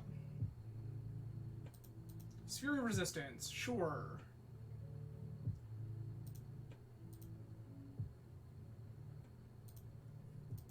I'm gonna punish our opponent even if it's wrong. I'm just going to waste them.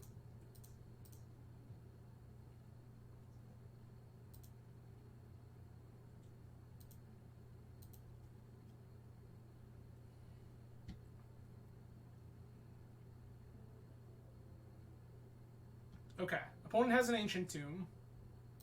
That's a Mox Pearl, sure.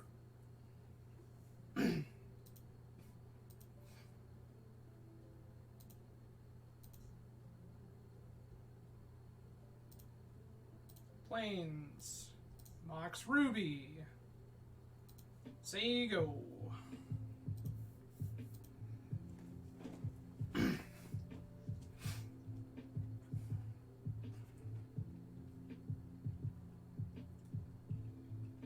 Second Sphere, sure thing. Sure. Both of us have signed up to play the world's most miserable game, I understand.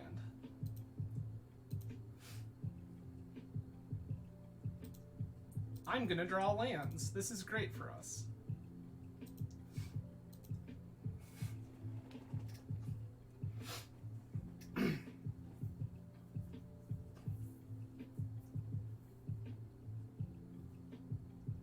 That sucks.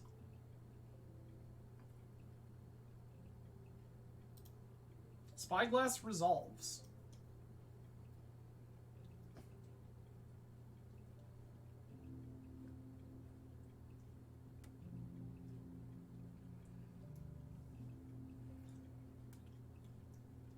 Tenarms, this might be our mythical game 3 that we're looking for. This feels just annoying enough that it matters.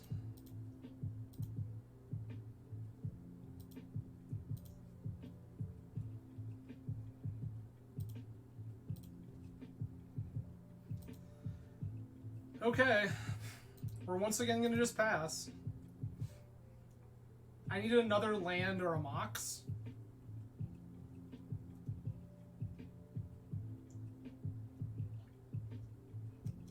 Vaguely annoying.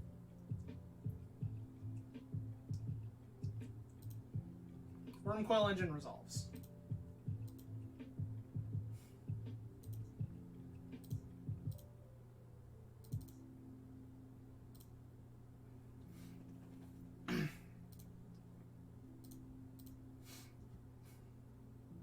Well, opponent, you get 6 life.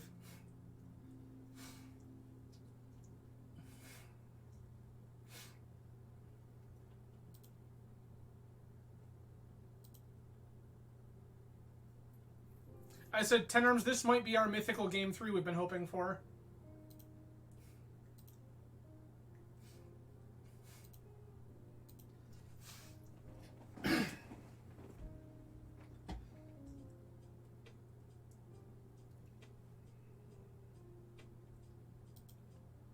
That Wasteland doesn't do anything.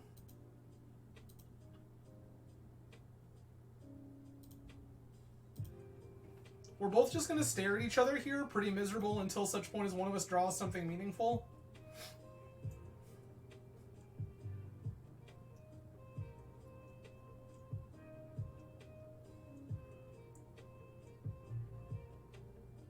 Wormcoil resolves.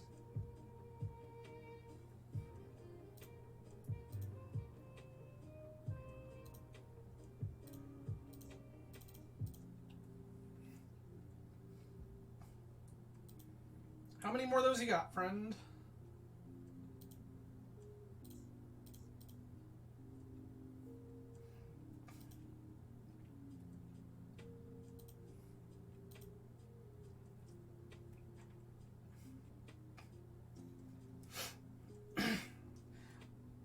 Kind of?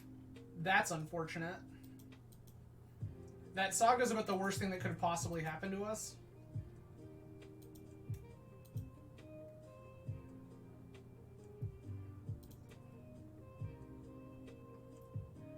Well, that'll probably do it.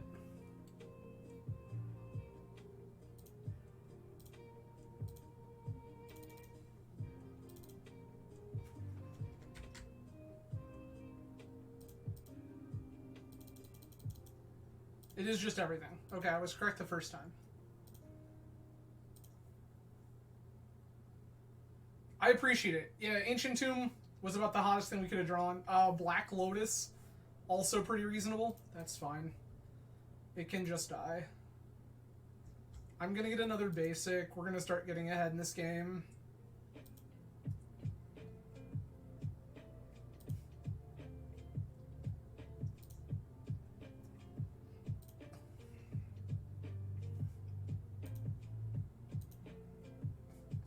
I'm vaguely annoyed that I have no way to remove these. I saw a player in one of the Japanese tournaments had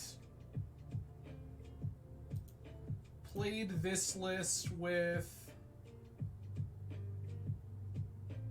1, 2, 3, 4, 5.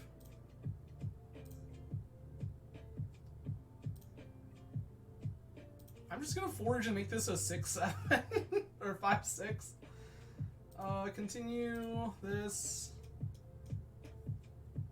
1, 2, 3, 4, 5.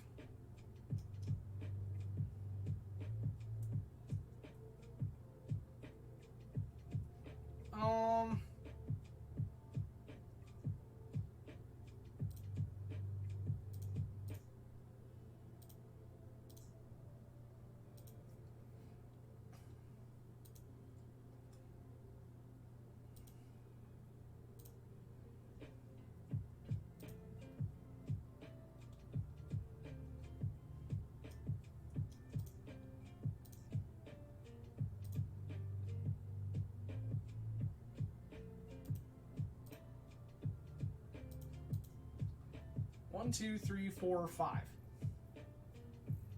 Their thing is a 5-5. Mine is a 6-7.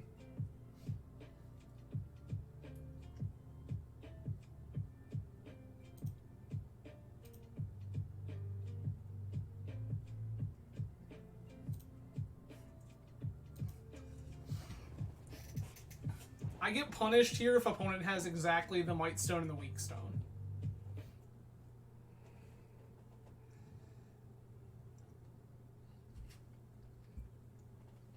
Don't mind me eating the cocktail cherries off my Manhattan.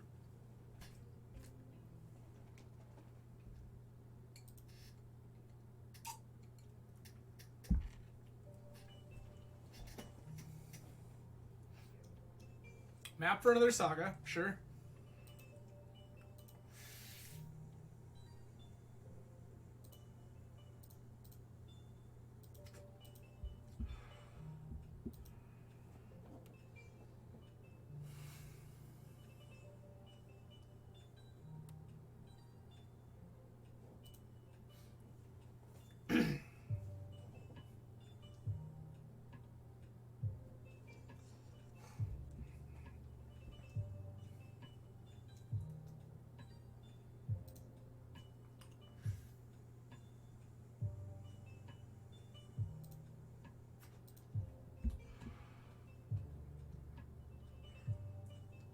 Trap.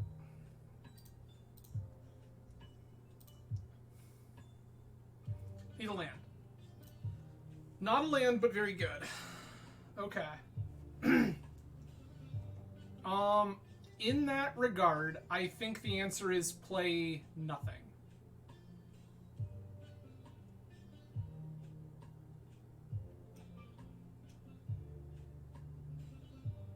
I think I play nothing, get a Solitude in play. I guess not in play. I really wish you had been a land. This Jailer would have been so much better.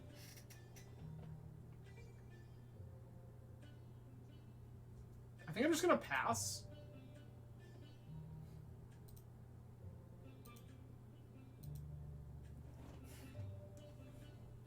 I would like to protect the initiative, if at all possible.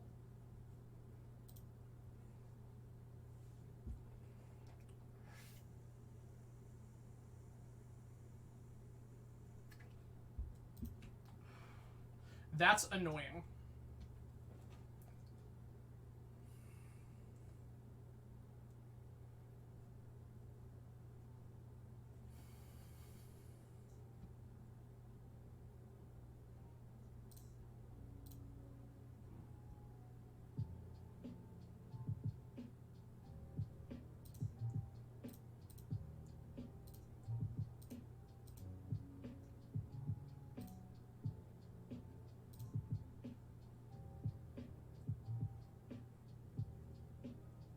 Crucible was pretty insane, not gonna lie.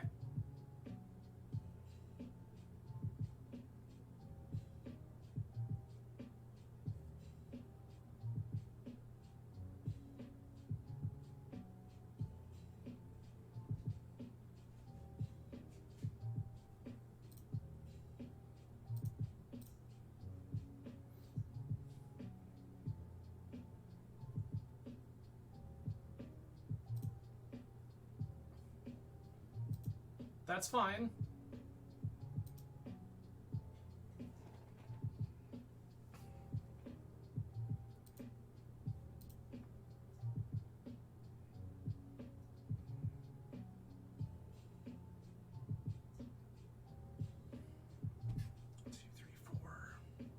Play a 2-drop. I'm so far away off casting most of these spells. I think I need to protect the initiative this turn, as awful as that seems.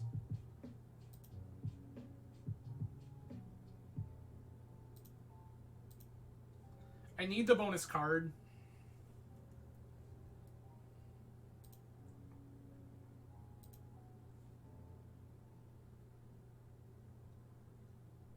Okay.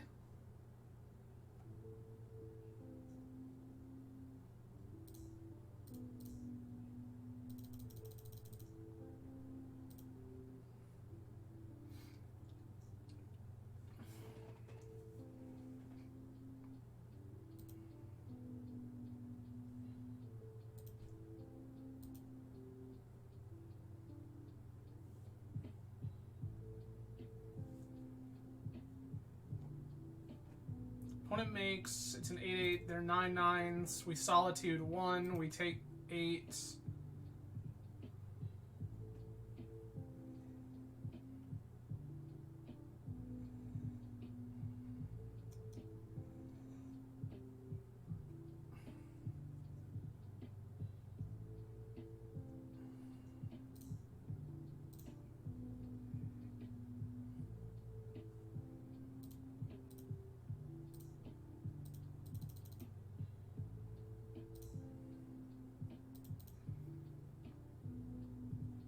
Just gonna keep evoking solitudes, it's fine. Don't worry about me. We're not dead or anything.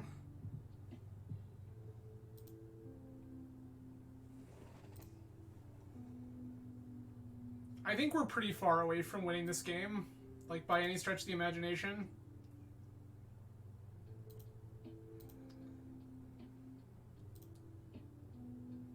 One, two, three, four.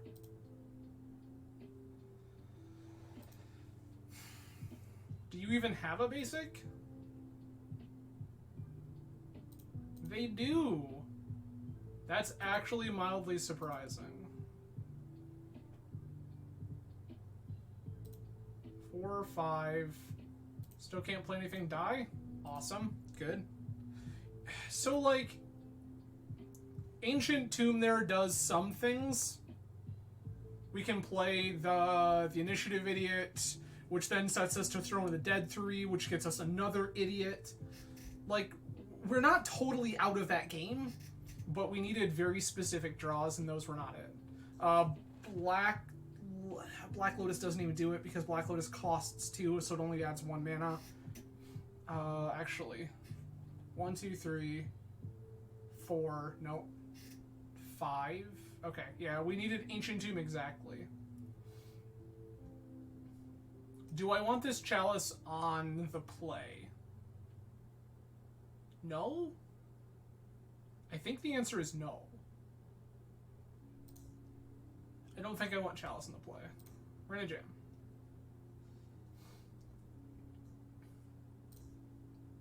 Keep.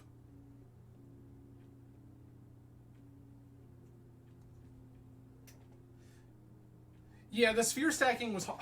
The thing is, I don't think that the sphere stacking is actually that good. I think in part I got punished here by playing by wastelanding them underneath their sphere on turn 1. I think that was pretty rough.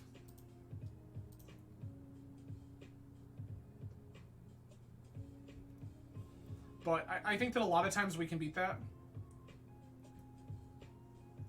Opponent can wasteland me, that's fine, that doesn't matter.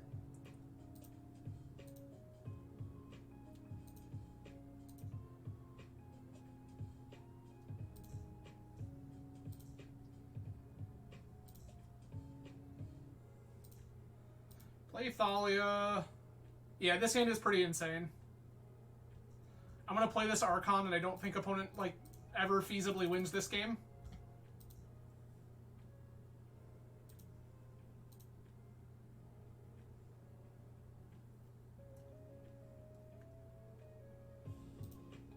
Show me Wasteland.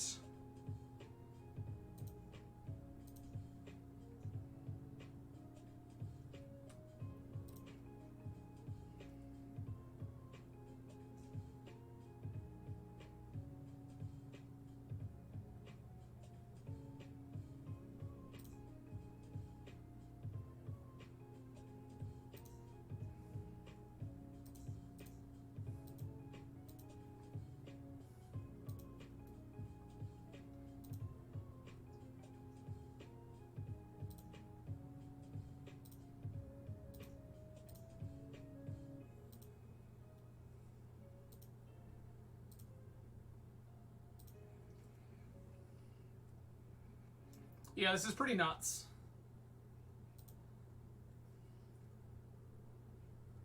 Let's go! Cool. Well, we got our game 3, 10 arms, and we won it in 3. So that feels pretty good. I'm happy about that. So for those of you who joined late, I'll kind of flash the deck on stream as I talk about my final thoughts. So this is Montolio, aka Andy Marketon's recent 5-0 mono white initiative list. The deck feels strong. Like, at this point, it feels kind of silly to even, like, say anything, because I'm really late to the party here. But this initiative pile seems really strong. Like, in every format you can play it in, it feels cracked. So the things I said at the beginning of the stream still hold true. I still, for the life of me, cannot understand why the deck does not contain the cards Soul Ring and Mana Crypt. I think that maximizing your ability to jam these ridiculous threats as early as possible is so insanely strong. So I would love to squeeze Soul Ring and Mana Crypt into the deck. If I were to do so, like I had said originally, I think that what I would do is cut 1 Ancient Tomb for Mana Crypt and 1 Stoneforge Mystic for Soul Ring. Stoneforge is fantastic, but with only 2 weapons and plenty of ways with the adventure cards, with Jailer, with Dungeoneer, with plenty of ways to gain card advantage, I feel like if we need it, we have a pretty reasonable ability to find it. The hardest thing was casting our spells. And, like, such is the nature of these decks. So, you can steal initiative by dealing combat damage to the player who currently has the initiative, or you can steal the initiative by playing another card that grants the initiative, like White Plume Adventurer or Seasoned Dungeoneer. So, for example, if I introduce the initiative into a game, and my opponent steals it, if I slam a White Plume Adventurer, I just take it back, and it goes to the next room in the dungeon. So most decks aren't going to have ways other than attacking for damage, and we are set up in such a fashion that we're really good against attack for damage. 2 Palace Jailers, 4 Solitudes, 2 Swords main, 2 Swords side. Like, we can stop creature beats. If that's the life we need to live, we can stop creature beats. But that said, like, yeah, it is very, very difficult for most opponents to take back the initiative once we've introduced it to the game. The whole dynamic shifts. They need to start pressuring us. And I think that's really hard to do with Thalia, Spirit, Archon, a pile of removal, Chalice. Like, we have way more pressure than most decks. So I really do think that, like, there's a reason this shell is seeing so much play between 2 formats right now. This is very strong. This is an incredible thing that you can be doing in this format right now. And in Legacy. It's just so good. Beyond that, we did run into the mirror round 1. An opponent had some number of Chrome Mox, which I quite like. I think that this is a deck that's playing 4, 10, 18, 30, 32 white cards that we can exile the Chrome Mox. And in any given matchup, some number of these cards aren't very good. Right? Against Workshop, this Spirit of the Labyrinth is dead. It doesn't do anything. It's a 3-1. And they can beat a 3-1.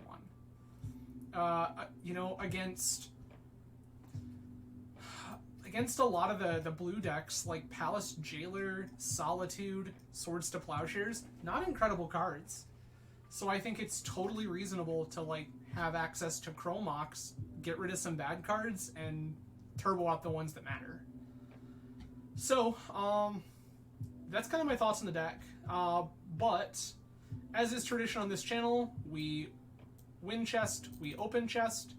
So, here we go. Again, I do appreciate everyone hanging out tonight. A lot of ways you could spend your Tuesday. I'm grateful you chose to hang out with me. Let's, Extended Art, the Stone Brain. This card has already seen play. And a Delayed Blast Fireball. 2 damage to each opponent and each creature they control if it was cast from exile 5. That's pretty nuts. Okay, that card actually seems pretty good. I heard people talk about it briefly, but hadn't actually read the card yet. That seems pretty neat. Stonebrain is actually pretty good, though. People are already doing this. So, pretty sweet. But anyway, that is it for me for the evening, everyone. I will be back again on Friday at about 10 p.m. Eastern Time, playing some more Vintage. Who knows? Maybe we'll play this deck list again. It's a lot of fun. A lot of the new lists that people are coming up with are been pretty sweet. Again, I saw Justin playing Smelting That Shops. That deck looked pretty rad. We played Jewel Shops or Jewel PO recently on the channel. That was a lot of fun. I will likely play that again at some point in the near future. That was too much fun. But again, for now, that's it, everyone. I hope that you all have a fantastic week. I'll see you again Friday. Cheers, everybody. Have a good night.